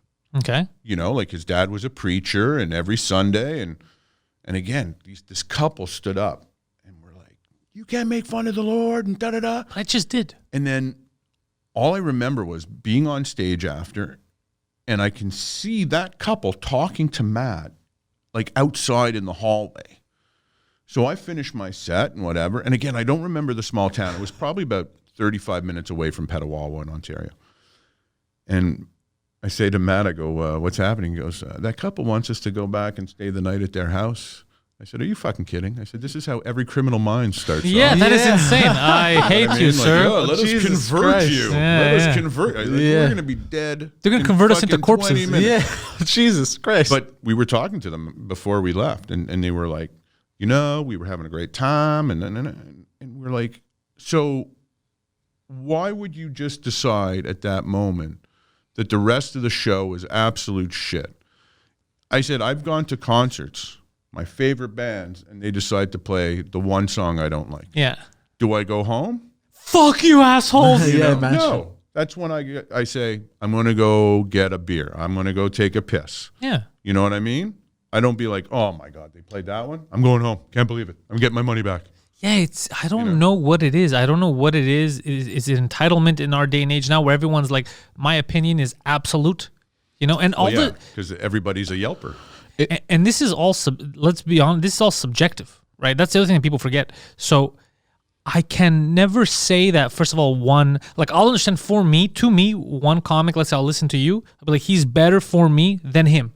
For me, subjectively. Sure. But I can't say objectively, this guy is going to be a better one than him for everyone, because it's so nuanced what makes people laugh. I can't dictate what's going to make you laugh. But what I can tell you is my intention, personally, and I know your intention, every comic I've met, when they go on stage, real comics, their only intention is to make you laugh. Anything they say comes from a place where they think you're going to understand and you're going to laugh. No one goes on stage and be like, fuck these people. I'm going to ruin them a marriage. Yeah. You know, you have to fuck with us for us to want to fuck with you. It never happens. We're all in there. Oh, this can be good. This is a good joke I've been writing. We're going to laugh. Sometimes it doesn't land.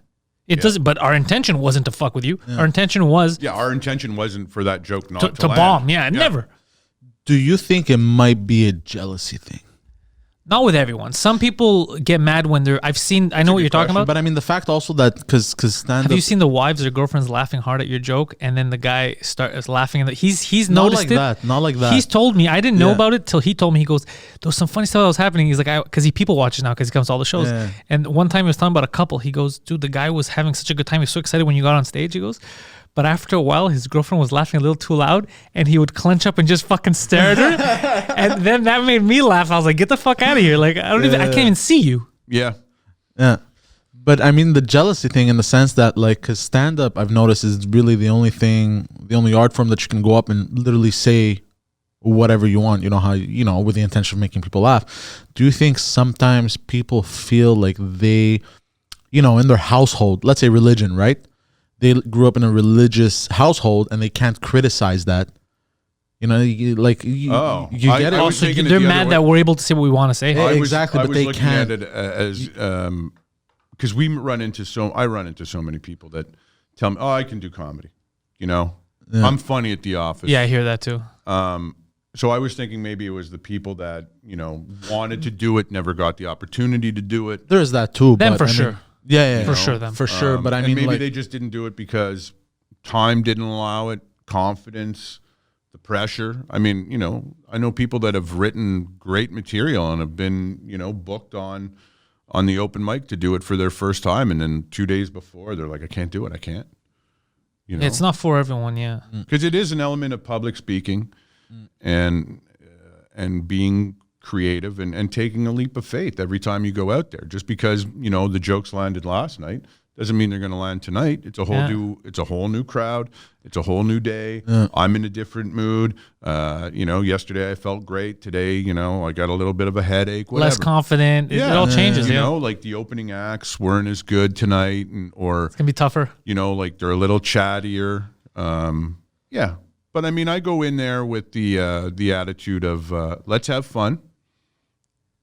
And that's it. Let's spend the next 45 minutes to an hour together. No. But just let's forget about everything. Yeah, exactly.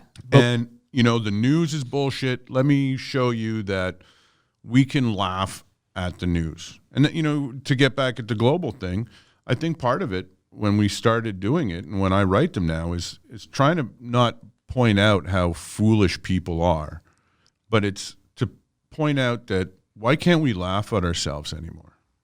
It's a lot of subtle, we're taking ourselves too seriously. I love you grew up, you were the generation before me, which is a generation I grew up with. That's why I'm a Steelers fan, by the way. The ball busting was part of the culture then that doesn't exist now with kids growing up, that I can't imagine a world of me growing up without having that with me and my friends. Ball busting it's family. It's family. It was just part of it. I'll tell you a great story of what family ball busting is. So like I said earlier, David John McCarthy was my mentor and my brother and everything. Everything.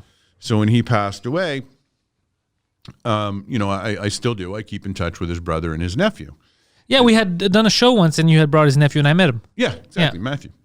And this is the greatest. So when my CJD comedy show days came to an end because of budget cuts, I get a text message from Matthew saying, "Hey man, sorry to hear about the radio show. Let's go for breakfast one day. I guess I have to pay since you're not famous anymore." There we go. And that was the perfect, boom. It was from the heart. It was a dig that it was supposed to be funny. Yeah. And again, I laughed and realized the only person that can send that is family. Yeah, someone that knows you. You can't have a stranger say that. Yeah. But that's what it is. Ball busting is, call it whatever you want. Ball busting or teasing, ribbing, whatever. I mean, we did it hard, man. Dude, Back that's in what I'm the day, saying. We would, literally, as you would shake, hands with the MC, they'd whisper in your ear, "Don't fuck this up." You know what I mean? Just that little bit of what the hell did you just say? Don't bomb. Oh, fuck, now bomb's in my head. You know, just little mind fucks like that. It was so much fun. The practical jokes that we pulled on one another. Just the insult, like roasting. I've already said there's nothing any commenter, anybody could say that will be worse than things that have been said to me by people who I assume love me. It's never going to happen. My friends growing up have said worse, and it's all coming from a place of let's fuck around, but it's never going to get worse than that. So I think when you grow up in the ball busting culture, you're more able to brush things off and just enjoy the moment because you're like, yeah, this is nothing. These are words. Just to call it all, bring it all around again. Where else do you ball bust? In a team locker room. Me and hockey. Hockey, we ball bust a lot, yeah. Again, it all comes back to team. Yeah, you're right, yeah. Right? Yes. Because, dude, we'd ball butt, and it was you when you started coming to the locker rooms. He was like our pseudo coach for a while. Yeah. You saw all that. It It was a good time, yeah. it was just fucking hilarious. It was the best. But it was brutal. But it was fun. But exactly, and then you all go for beer after. All the time, right? yeah. And you'd sit around and more ball busting. But you'd go home and as you fall asleep, you'd think about, oh man, what Pantelis said to me, that was fucking hilarious. And you laugh about it. Giggle. Like I remember, I played hockey also in my youth, and I played in a league where hitting and fighting was allowed. That's a good time. And I remember like being, 21 or 22, and I got into a scrap in a hockey game. As you would.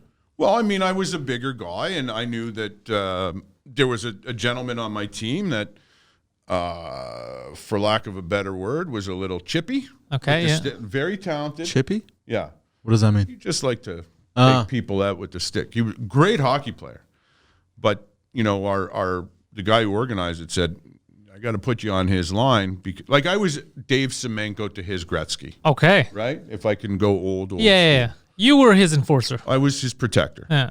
And somebody took a shot at him, and I said to the guy, I said, listen, we're going to have to go, man. You can't go after Dre like that, And the guy says, okay, I get it. And we lined up off the face-off, and we dropped the gloves, and we went at it. And we all the teams would basically go sit in the same lounge after and have drinks. Yeah. And, we're sitting around, and I see the guy, and I walked over, and I was like, hey, let me buy you a beer. That was a good fucking tilt, And I said, good for you for accepting it, And he's like, hey, listen, I had to. I realized I did this, and it was wrong. And then the next thing you know, both teams are sitting together, and this guy and me who fought and Dre are sitting at the same table. Our goalie is sitting there, and we're hockey's all different. We're all having fun, and we realize it's just part of sport. And when people go to to the comedy club, if they get shit on or picked on or whatever they want to call it, or they find a joke that is offensive to them, it shouldn't ruin the whole experience. No, not at all. It's first of all, that's part of the experience. Oh man, yeah. Are you kidding? I remember getting picked on by Bill Hicks. Here? Yeah, I was JFL. I was like 17, and Hicks was doing a show at the old Club Soda, which is now, what is it on Park? What's it called? It's been renamed. Like I think it's Mile End or something. Oh, you're talking about right next to where PA grocery on Fairmount. Exactly. Yeah, I think is it called the New Club? So what the fuck do they call it now? I don't even know. Yeah, Fairmount Theater. Is that what it is? Yeah. Yeah. So I was there, and I was in the second or third row. Again, much bigger, heavier at the time, and he was doing a bit about, what the fuck was that show? American Gladiators. Okay. And he saw me, and he was like, look at you, man. Fucking Bill Hicks. Like he wasn't mean. He just pointed out that like I was a big fucking man. Yeah. And this and that. And then but I was like, I wore that like a badge of honor, man. Yeah, that's imagine. You know what I mean? Like I went back to grade 11. Fucking hate comedy. On the Monday, and I was like, you know what my weekend was, man? Me fucking masturbating to the fact that Bill Hicks made fun of me. And they were like, who's Bill Hicks? Ah, yeah, well. And I was like, well, I'm ahead of my time. Yeah, Well, you were grade 11, huh? Yeah, I can't. All I knew, because it was in high school when I got into loving comedy, stand-up, it was Eddie Murphy first. Yeah. And then it was... or Delirious. You know how I remember it? The first one I saw, he was wearing the red jumpsuit. I think that was Raw. Yep. The first one that I saw was that one, and then I saw the purple one, which I guess was Delirious. So, because the first one I saw was because my buddy Dano had got the VHS from I think Blockbuster at the time. He's like, "You got to watch this," and I still remember because me and him just laughing at all the jokes and just being and just the persona that was Eddie Murphy. Because the only thing I knew because I was young of Eddie Murphy before that was on I don't remember what channel had it, but whoever had the rights to SNL here in Canada or Montreal, they were showing. To me, all SNL was Eddie Murphy at the time. Do you know why? Because for months I didn't know that it was the best of SNL. They were showing different best ofs. It was all best of. I guess it was Eddie Murphy. So to me, everything I would see was Eddie Murphy on SNL. So Gumby and I was just like, oh fuck, man, this guy's hilarious. And I just saw him with my buddy. You know, I was young with Dano doing the stand up, and I loved it so much. And then stand up culture. It was so similar to like the ball busting that we would do and just joking. Everyone was quick. Everyone I grew up with, like that core group. They're so fucking quick, you know. Like if he sits with them, he'll get destroyed. He's like they're all just bam, bam, bam, bam, bam, bam. So I started to develop that as well. And then Comedy Now they had here in Canada. Yep. So I would catch people. I remember catching Russell Peters in the beginning before he exploded on that. Manoli Zontanos, the first time I saw him was on that, and I liked him. There was different people that were getting those spots. So it started to feel a bit closer to home. Like, oh, anybody, there could be stand-ups like. But I never thought I could do it. I just thought that there could be stand-ups anywhere. And then it was like it was the comediness was a bet. It was bro, you're funny, do it. And I was like, look, guys, my humor works because we know each other. Right. It doesn't work with strangers. And so when I went to the first time at the Nest, I thought it was a one and done. People were laughing, they had a good time. And that's when they were pushing me like, oh, now you got to keep doing it. And then it started to snowball. But my intention was, I don't mind, I'm not embarrassed easily. So I don't mind bombing in front of strangers. And then we end this because they were asking me for a decade. But the opposite happened, and then I was like, oh, fuck. Yeah. And that's when I started to regret. I go, you fucking idiot. You should have started sooner. How old were you when you started? I started in 2012. So 8 years ago. So in my late 20s. I wish I started when I was like 18 or 19, man. Yeah, I went on when I was 17. I wish. I fucking wish. And then I got paid. And that's when I count my, like April 8th, 1992 is the first time I got paid. But I had been doing it before that. Yeah. Open mic nights. And we had to audition for open mic nights. Oh, fuck. To get onto the Comedy Nest stage. Yeah, just there was for auditions. Wednesday nights. You had to pass an audition. Mine, the only audition I passed there was after to do the weekends. Yep. And I was so nervous. I remember it was the first time I was meeting David face to face. Hacker? Yeah. Oh, yeah? And because I got lucky though, because I started in April of 2012. I think my first paid gig was October of 2012. Then I didn't get paid for a long time.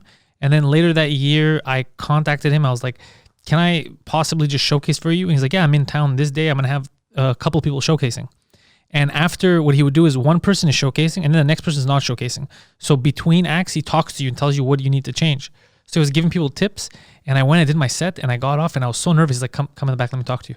And he looks at me and goes, what you just did right now, can you do that on Saturday? And I was like, yeah. He's like, all right, so I'll see you on Saturday. Right. And it takes you a second to realize what the fuck just happened. I was like, wait, did I just get am I jumping on the weekend? Hey, come Saturday. If you can do that, he goes, don't fuck around though. Just do that. Do the 7 minutes, whatever the fuck I did then, do that. And then I was doing that for a couple of weeks, for a couple of months, like honing that. And then he would stop. He would just let me experiment. Dave is so good, man. Yeah. Acker is one of the most positive. He is the most naturally funny person I know. Anywhere you are, he's him. And backstage, even when it's tense, if somebody said something, he'll come in with like a one-line or something to just, oh yeah, what the fuck are we doing here? This is a comedy club. Calm down, guys. He is, and again, being able to tour early on in my career with people like him and DJ, John Rogers, going on the road with Heidi, as an MC or an opener, I learned so much. Because especially Deej and John, who at the time were each doing about 40 a night. And I just had to go up and do like 10, 12 minutes off the top and be the fat bastard in the Western that takes the bullets so they can be John Wayne, But watching them every night just go into these colleges and these clubs and just merciless, they fucking slayed them. It's motivating. Oh my God. And you get into the car after and you just listen to them talk. I wouldn't say a word. I was the driver. I wouldn't say a word. And then the next day, if we were going from, let's say, Windsor to London, Ontario, that's when I would start asking the questions. Like, how did you know to do this last night? And why did you go from this to that? Like, when did you realize you had to? And that's when, in my head, I'm just, taking the notes. Okay. So when I get to be, in that position, I gotta know. I know that if this situation happens, I'm prepped. Like, honestly, if they had watched John Rogers, DJ, Acker, like early, mid-90s, doing colleges, when, like, colleges were, this is where you made your money. I mean, if they considered killing an audience murder, dude, these guys be doing life forever. It's funny how you mention what you learned from who, because I've mentioned a lot that best crowd work that I've ever seen is you and Sugar Sammy are the two guys that thanks. it's, Well, and I've Sammy's said, for you guys, it's very much, and I understand you're professionals, you do, but it's just the way it comes off is so conversational that people sometimes start talking to you guys. They forget that they're a comedy show. You can't teach that. It's either you have it or you don't. That level of crowd work it's just you. Like, I haven't seen, but you know who taught me inadvertently about how hosting is a whole different art form. And I know, like myself, I'm not a good host for stand-up. It was David Acker, because I saw him. It was from him that I learned, oh shit, sometimes you got to dig your way out. You could dig your way out, but you have to have the skills to do it. It was the first time I had seen him host at the Nest, and it wasn't a particularly good night. And I think it was with the second person that went on. He just went in full Acker mode, and I don't know if he was doing the bit where he takes off his shirt. Oh, yeah, I love that. And the construction where he falls. and you could see him slowly, like putting with the shovel, digging his way out, digging whatever happened before with the other comic, the opener. You could see him digging them out and then bringing them to an even level. But the energy it took. And from him, that's why sometimes I would joke about it when he'd be like, don't fuck this up or whatever. And I'd go on. That's the old school in him. But he would make me laugh. But I would think of, no matter what, even if it starts off rocky, I got to dig my way out. I got to keep working. You roll up your sleeves. Because I saw Acker, who he owned the club. If he wanted, you could be like, fuck, I don't care. I'm out. The next guy's fucked.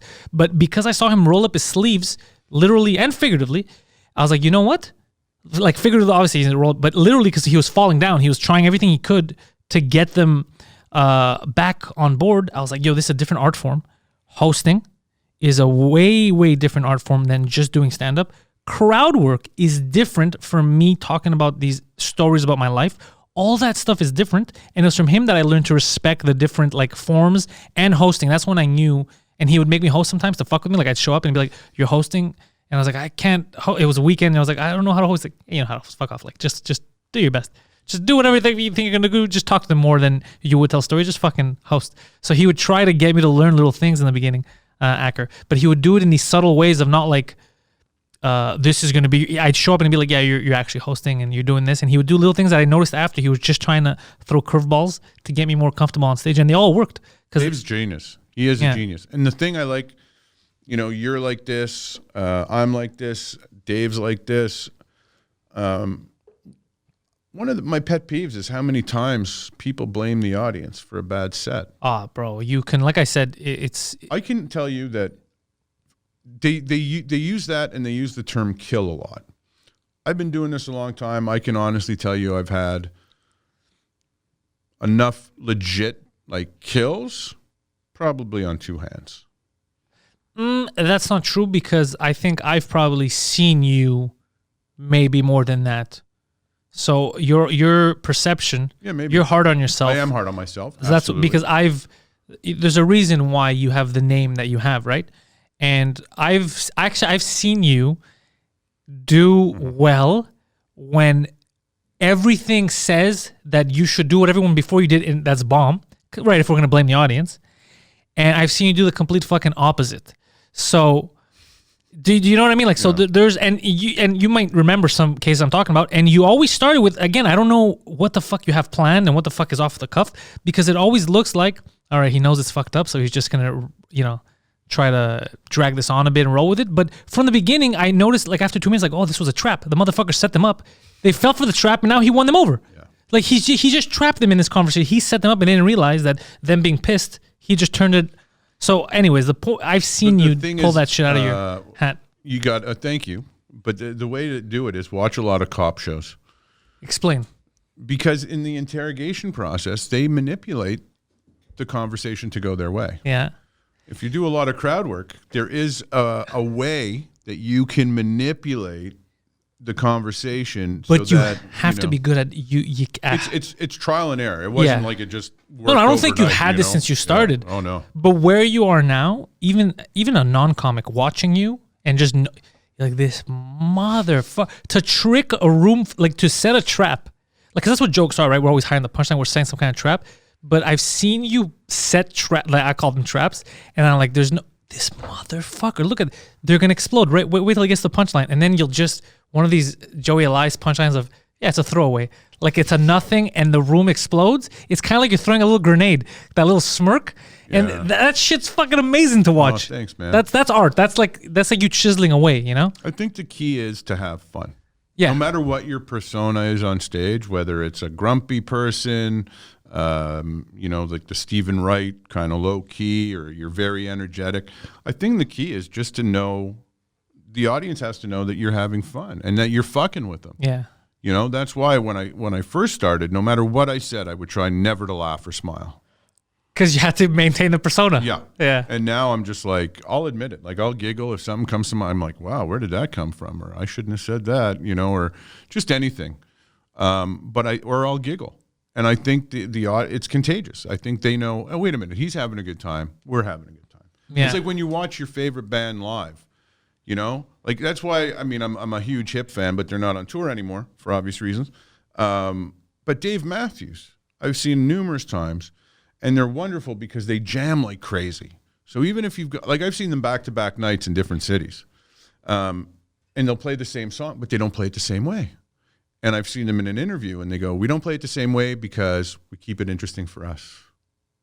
They're having fun is what you're saying. Exactly. And you can see it. You can see when they're on stage and they're just, okay, let me, time for a drum solo. Okay. And you can see all the other musicians are watching the drummer because they know he's having the moment and he's enjoying this. And then the bass player's going to have his moment. Everybody's going to have their moment. And it's just, again, it's just this unification of everybody in that room is on that individual. And it's so cool. I could tell with comics, like when you met, I could, because I like seeing that when they just, like sometimes I'll laugh at my joke even though I've heard it. It's just the way I said it that time or a reaction, and it makes me like, oh fuck yeah, that is funny. I should have appreciated more. Yeah. And I think they like that too. And Hacker, he's a fucking teacher, because something just came to mind that I never realized. He told me something, because remember like when I started, that's kind of when people were like, oh, are you allowed to talk about this? Are you allowed to talk about race? Are you allowed? So some of my stuff I was like, oh, maybe it's aggressive. Maybe I shouldn't talk about it. And he was like, no, they laugh. So clearly it's working. And then I had asked him, I think, why am I allowed to talk about that? But the next guy, he gets groans and I get laughs. And then he said, the way you present yourself in the first minute, you tell them who you are, he says, and they know that it's okay. And I just nodded my head and said, yep. But I never understood what he meant until right now. Like it just popped in my head. It has nothing to do with what I'm saying because I never explain who I am. I guess it's all in my mannerisms or my face. Maybe I'm like the smirk gives it away that I'm fucking around. I don't know what it is. But when he told me, I just said, yep. But I didn't get it until right now. The vibes. Yeah, I never got it until right this moment what Acker meant when he said that. Jerry Orbach, who was on Law and Order, and he was an old vaudeville. Like he also did the voice of Lumiere, I think, in Beauty and the Beast. Yeah, it was him. And he was an old vaudevillian actor. And I remember seeing him on Letterman years ago, and Letterman said to him, like, you were a master of comedy acting, back then, and now you're known for this tough, dramatic cop. What is the difference? And Jerry Orbach just said this. He goes, this is drama. Get out. This is comedy. Get out. Okay, yeah. So subtle. And I thought, wow, that is, again, everything I see that, from people I admire, whether they're famous or they're not, it could just be somebody from life that I really look up to. It's just those little moments that if you, like you said, you don't pay attention, you miss a very valuable lesson. Yeah. And there's still so much to be learned for me for stand-up. Because oh yeah, we never stop. For somebody who has done what I've done, I still feel like there's more to achieve. And then you got people coming in, to the comedy club that are so much fun to watch. Nick Griffin, Wendy Liebman, Wilmot comes through. These are people that, you look at their resume and you can say, well, they can just do whatever they want. But they don't. Their work ethic is fantastic. They're great stand-up comics. And more important, I think that these are people that are good people off stage. Yeah, that helps. And I don't like hanging out. I think this is why we get along, other than, we're both just funny, easygoing Steeler fans. Psychopaths. I can't stand the guys that are on all the time. Hey, what's up, man? Get the fuck away from me. You've had many situations. You brought this up to me where we're backstage and this happens and we'll just give each other a look and then walk out, go further back to the backstage. And it's funny because I didn't realize I was doing it in the beginning.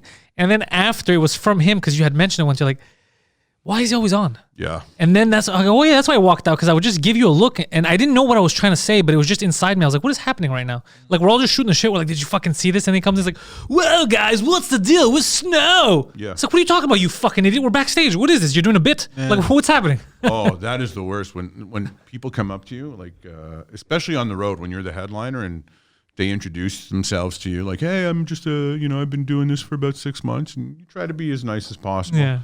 And then you're having a conversation and you're like, did you just sneak in your fucking material in conversation? Get the fuck. Like, I've literally said this. I said, and this was actually like 3 weeks ago to somebody. Get the fuck out of here. Right? It was, when I was just in Kingston. I sitting around, I was like, are you doing material on me right now? And the guy goes, why? I go, fuck you, buy me a beer. But we're having a conversation. I go, buy me a beer. I said, if you're going to entertain me, then let me sit here like I'm going to be entertained. And he's like, what? I go, don't do material on other comics, bro. Not at the show. That's why you get together with other comics during the day for coffee or whatever, and you have writing sessions. You bounce ideas off each other. But at like 5 minutes before showtime, you want, first of all, I'm getting into my head. Yeah, now you're fucking with me. And now get out of here, man. I don't like when people can't take me. Like, sometimes I'm being serious, I'm bitching about something, and someone's like, dude, you should do that on stage later.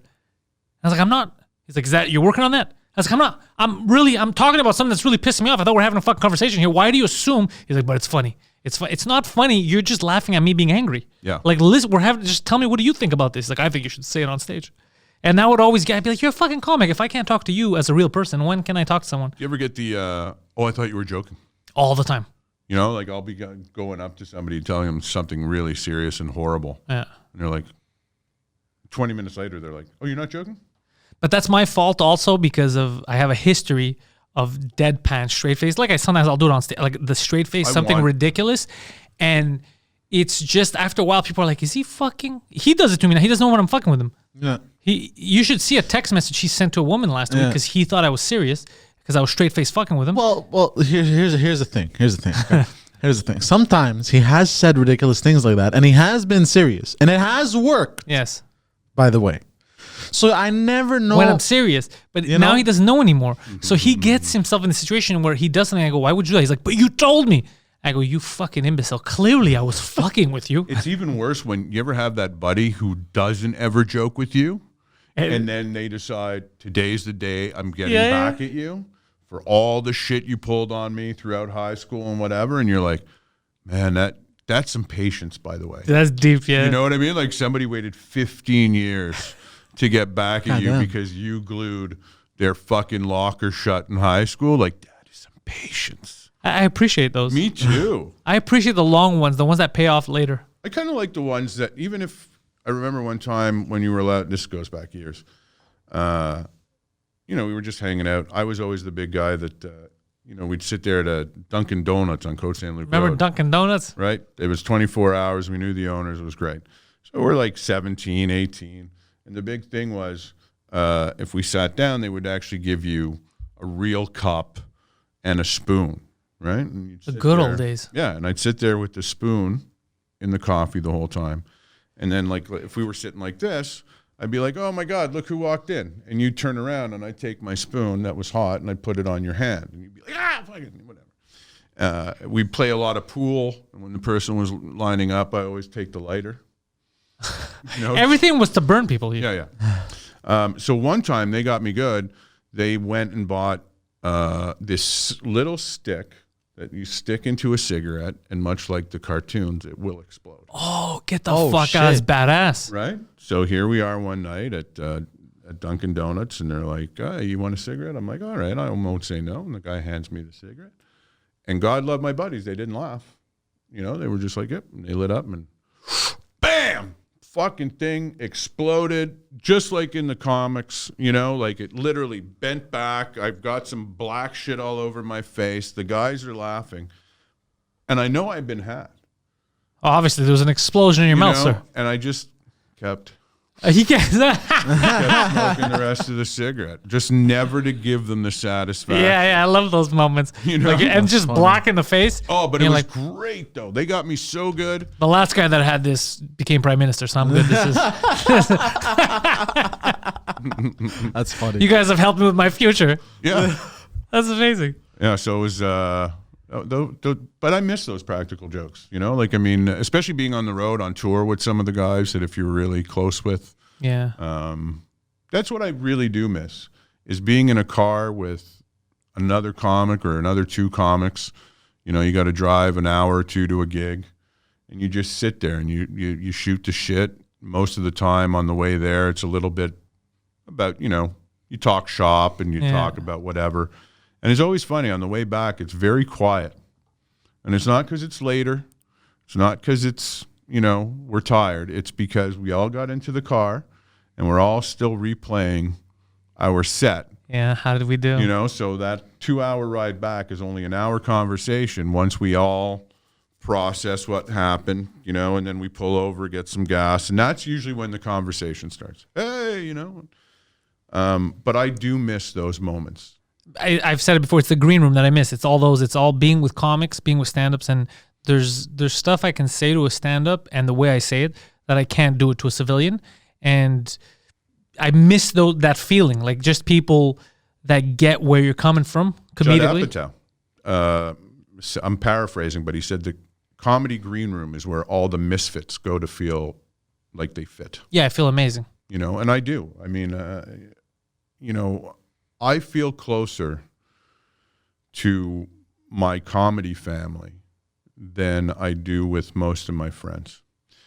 And I say they're family because they are. Everybody that I started with, I mean, on my wall at home, there's the picture of the curtain call from the 40th anniversary of the Comedy Nest, you know, whoever took the picture and sent it to me, but it's everybody.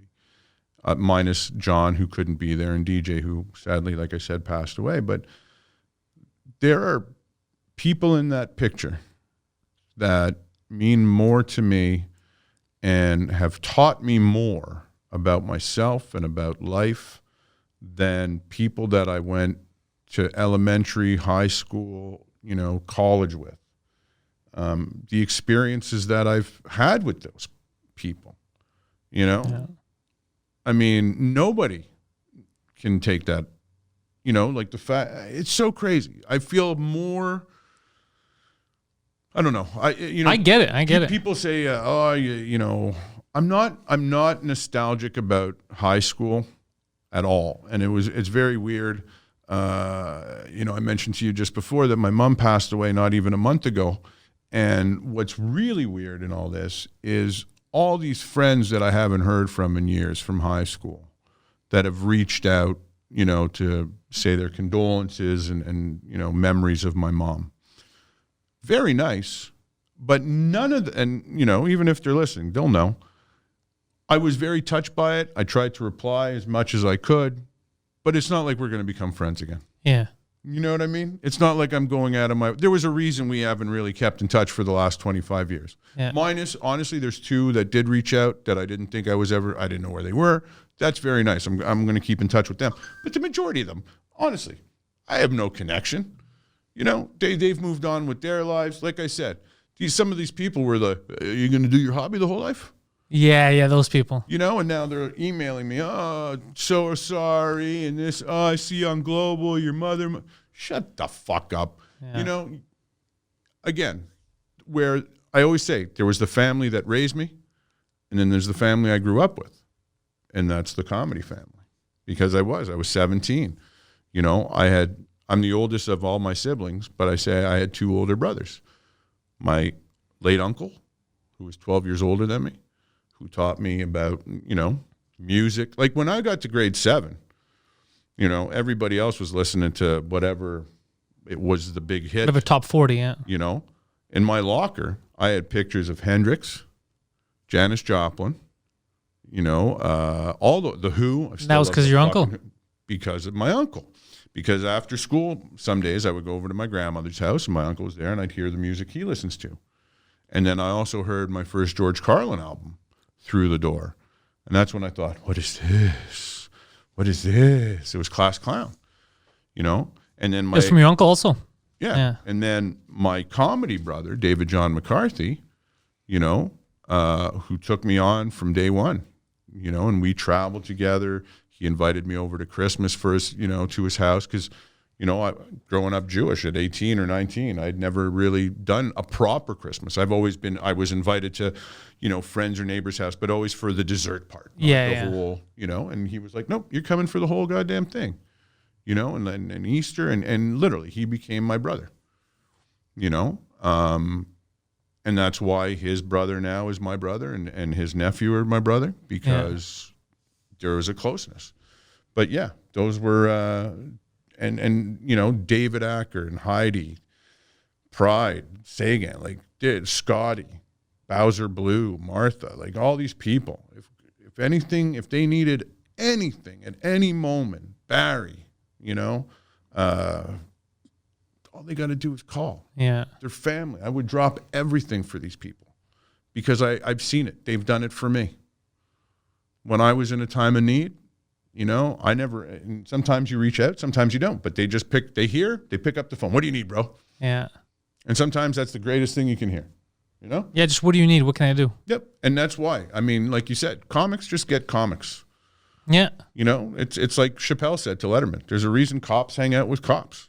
Yeah, fuck, that's true, yeah. Comics hang out with comics. And good comics hang out with good comics. Yeah, there's that. I was about to say. There's a reason that the superheroes, they hang out at the Hall of Justice and everybody else can fuck off. I mean, yeah, I'm an elitist that way too. There's, you go to the cellar, you got to be invited to sit at a certain table. Yeah, the table in the back, yeah. Yeah.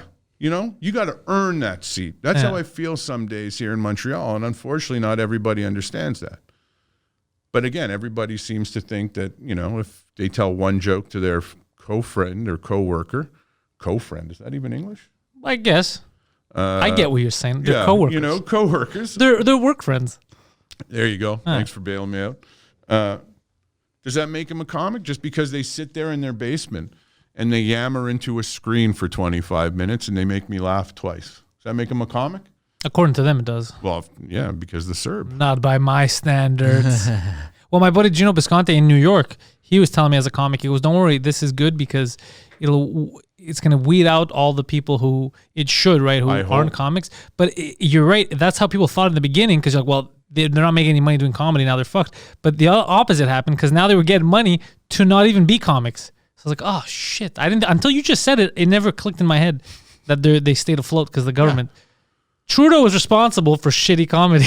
Maybe that's why the Canadian government hasn't, looked at comedy as an official art form yet. Yes, because that's, he's catching all the shit acts. Yeah, that's why. He's like, what is this garbage? I'm not funding that piece of shit. Yeah. Oh, you got to start going to better shows, Mr. Prime Minister. Come to Montreal. We got stuff for you. Both languages. And Bordel is not in his writing, but not far. No, well, Park X is his writing. Yeah. So I'll set up a show for him if he wants. Not even that. Let him come enjoy. Bring the wife. Kids are too young. Kids are way too young. We don't do that. But bring the wife. We'll have fun with them. Yeah. I know he's got a good sense of humor. He has to. I do know. I've actually interviewed him. Oh, how was that? It was great. He's whether you agree with him politically or not, behind closed doors, he is a fine individual. That has his priorities straight and has a good sense of humor. Again, understands the greater good and tries to do it. Not always successful because you got guys like fucking Aaron O'Toole. I don't know who that is. The leader of the Conservative. The new guy. What has he done already? Oh, he's going to be problems. Because I like the other guy. I like Poilievre.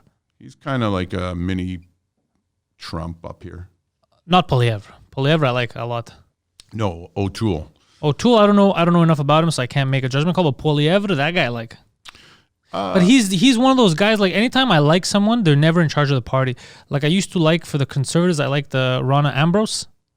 Dude, if she was the leader, people would vote. They would be the party in power right now. Yeah. They would, because she's a smart, no bullshit individual. And when she was their interim leader, they were in better shape than they are now. That's what I'm saying, but fucking... But she probably knew. She knew she's making too much money being like, a consultant. Yeah. She's making money being on television as an analyst, and she doesn't need that headache every day.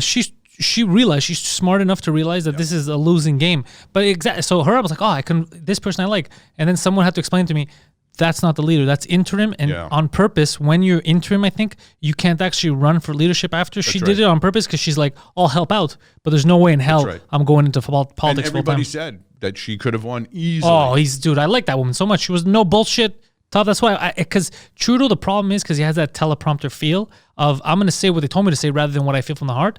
But this woman was just off the cuff. I like that. I appreciate that in a leader, but you don't get it with anyone. I realize that with politics, I'm asking for too much. Who out there, except for Trump, but who knows what he's... Both of us, we were about to hit the button. You're about to hit the Trump button, but it's just, okay, Trump, let's say Trump says whatever he feels, but that's one guy out of, there's over 200 countries. There's elections it depends on country, 2 or 4 years. When it's so rare to see that. So I'm asking for too much. I'm asking for too much on politicians. Yeah. It should just be like, can they do the fucking job? Shut the fuck up and accept that. Because if I keep saying that, then I can never vote for anyone. And Trump wasn't actually a politician. True. Yeah, exactly. So find a politician that actually, it's impossible. You know what I mean? Because in order to get to a certain level, if you're in the party, you got to shut your mouth sometimes and not say what you think. Yeah. So it's hard to find that. What I feel like I'm being an asshole when it comes to politicians. Like, I'm asking, this politician's not good enough. That politician's not good enough. They're not going to be good enough. They're politicians. They're doing something that me being a stand-up, I'm going to hate about them ethically, the way they, you know what I mean? So I can't, I'm trying to be reasonable, but I have to realize that I'm an unreasonable person. I'll be honest. I mean, I've been asked to run for mayor. Legit. People are like, be mayor. And I'm like, there's a part of me that's interested because I love this city. Yeah. I hate what it's become in terms of, all the, like we said, everything's fucking green. And I have no problem about going green. Yeah, me neither.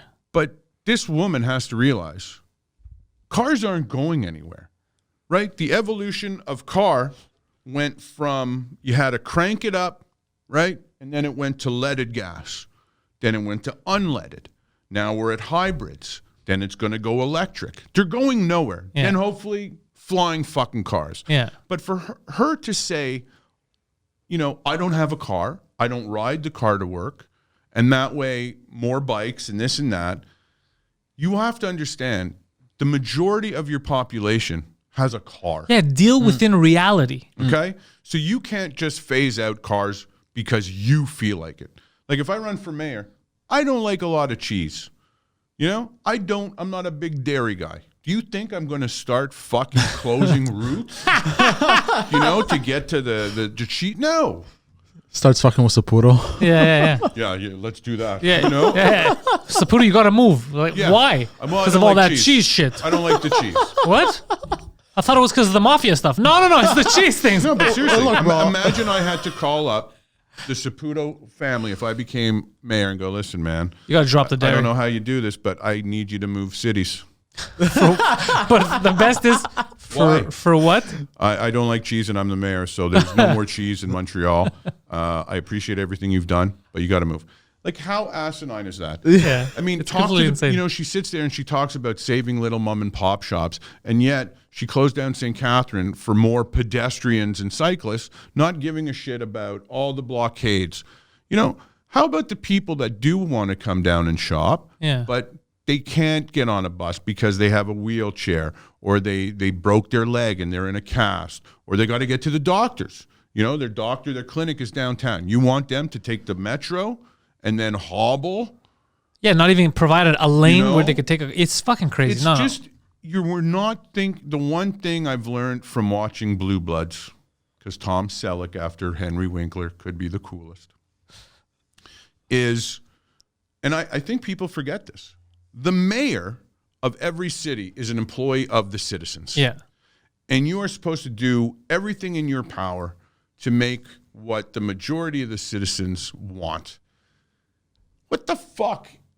I don't think the majority of the people want anything she's done in the last year and a half. No, I don't. And now I really do believe that she's going to start throwing in like these fast plans before the election, which is coming up, for one of two reasons. One, either she's going to implement all these new lanes and parks and stuff to win over some more of the greenies, or she's just going to be like, I know I'm going to lose. I'm going full throttle. That's it. I'm going to put it, and that way the next administration has to finish what we started, and they can eat my my mess. Yeah. You Downtown is just a giant tree Downtown with bike lanes. They all turn into it's fucking. well, I mean, it's impossible to get around now. No, even during the pandemic, we try to go down there sometimes. Everything is closed. Yeah. Streets are blocked. Storefronts obviously are shut Yeah. down because there's no business. And But they're she's all- fucked it all up. Well, and the storefronts that are empty are now becoming homeless shelters because, unfortunately, the homeless don't want to. Like yesterday, I did this. I did morning television, Okay. and one of the things was they gave us like this nice little breakfast to go. It was boxed up, and I was walking down from the Queen Elizabeth to Peel Metro Station. I was holding the breakfast, whatever, and I see a homeless gentleman. I gave it to him. I gave him my food. Yeah. And then not even like a minute later, somebody goes, "Hey, I saw you give that man your food. Why? Why? What? Yeah, why? Yeah, he's down and out. I could get some food. Really? That's what we're dealing with now." Guy's like, why not me, bro? I'm hungry too. Yeah, but That man was Poseidon. He was like, Joey, what are you That's doing? I mean. Me this whole time, Downtown, guys. you go downtown, you can't walk a block without seeing Oh no, it's a homeless person that has set up shop in front of one of the thousands of stores that have closed. yeah. You say to them, do you want, like I offered one woman the other day, because it was funny. She said, "Sir, you dropped a 20 over here for me." That's what she goes, "You dropped a 20 over here for me." And I thought, oh, that's hilarious. And I said, "Why are you out here?" She goes, "I got no money." I said, "So if I give you $20, can you get some shelter with, food?" She goes, "I don't want to go to a shelter." Yeah, I've been told that by homeless people. I don't said, understand. "What do you mean?" I said, "It's cold. Yeah. She goes, "I know I've avoided COVID." Oh fuck. She goes, she goes, "I don't feel safe going into an overnight shelter just to stay warm." She goes, "If I need to stay warm, I'll find a place to stay warm." And then I said to her, I said, "Here's $20. Yeah, I said, "Here's $20. I said, "I don't know something. if you're going to get." She goes, "You know what I'm going to go do? I'm going to go get a big coffee, and that'll."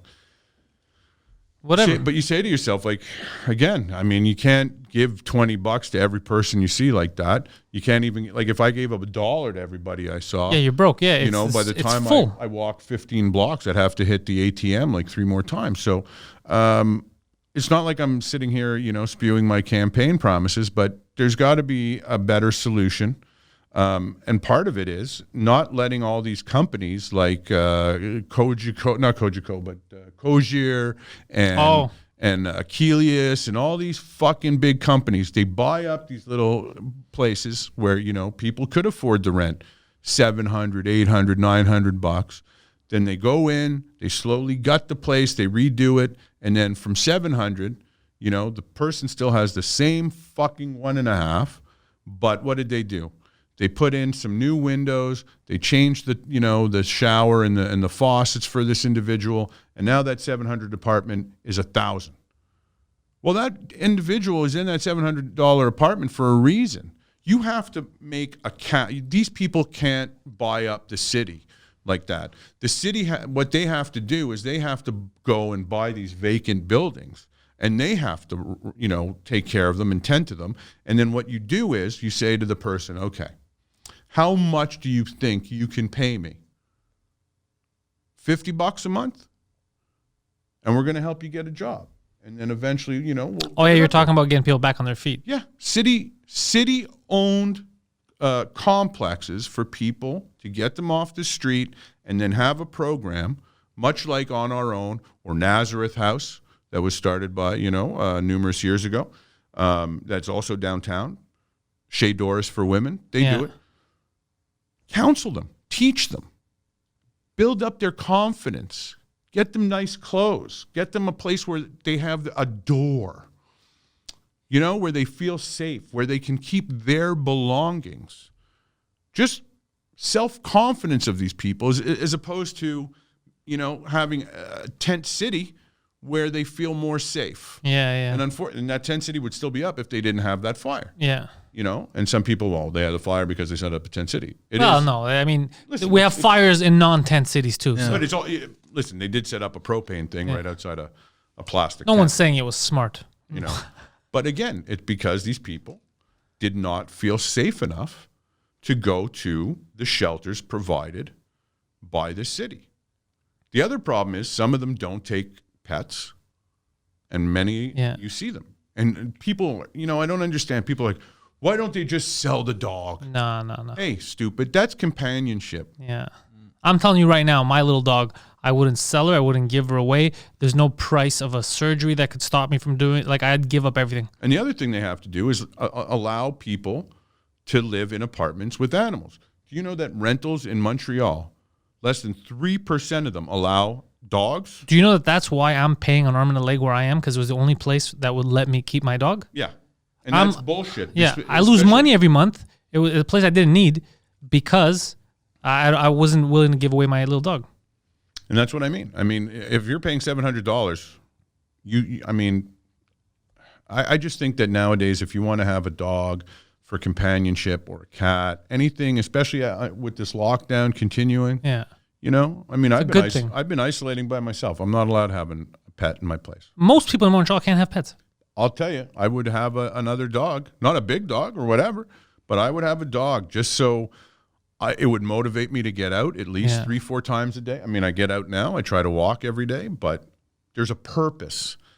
There's you can go to a park, place. There's a companion that when you get home, it's not. It's a parade. It's not an empty, echoing, hallway of nothing. When I'm home, for the record, in the daytime and the dog's there, I don't feel like I'm alone in the house. Exactly. Which is, it's weird to explain, but it's not the same as if I drop my dog off at my mom's because they like to hang out together, and then I'm home, I feel alone. But if the dog's with me, the house feels full. Yeah. Dogs are the shit. Man, I remember sometimes going home from work, taking shit from clients and just eating shit all day.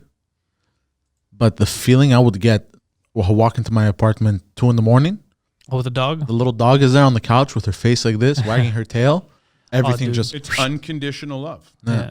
Right? You could come home covered in blood after murdering people. This is my mouse pad. It's my little dog. There you go. Yeah. And that dog still loves you no matter what. I love that little dog. And if you love dogs, you're going to vote for Joey when he runs for mayor of Montreal. By the way, you're going to use this clip. I'm gonna run your campaign. All right. I'm going to be the guy. I'm down for that. But Joey, goddamn, this is one of the long ones. This has been over 2 hours. I love it Sweet. that we had an over 2 hour podcast. Yeah, I'm serious. Wow, that's pretty good considering I got lucky because I didn't even know I have an interview in about 25 minutes. Oh, look at that timing. So links are in the description to follow Joey, to check out his stuff. But even if you're not an internet person, if you don't want to go on the Twitter, which is the best place to follow Joey, make sure if you're in the area, you check out his segments on Global so that they know that there's one quality program that they have there, and that's his. Yeah, Sunday at part of the 6 o'clock news. Part of the 6 o'clock news. Yeah. So you have to watch. Sometimes the they news. put us on early. It's very weird. If it's topical, Yeah. then we're in the opening, like the front segment. To bring him in. And if not, we close the show. I like both of those spots, actually. They're both good I spots. really like closing the. I feel like Jeannie Moost. Well, what I like about the closing is you end on a high note. So even if it's depressing news, whoever's watching the news that night is gonna be like, all right, well, I'm stopping happy. I mean, because Right. I mean, and that's why they do end the news a lot with Jeannie Moost. Just to the cleanse. It's like everything's death and peril and this. Here's a little. so people come here for no death and peril. And that's it. That's what you're gonna get. Go fuck yourselves.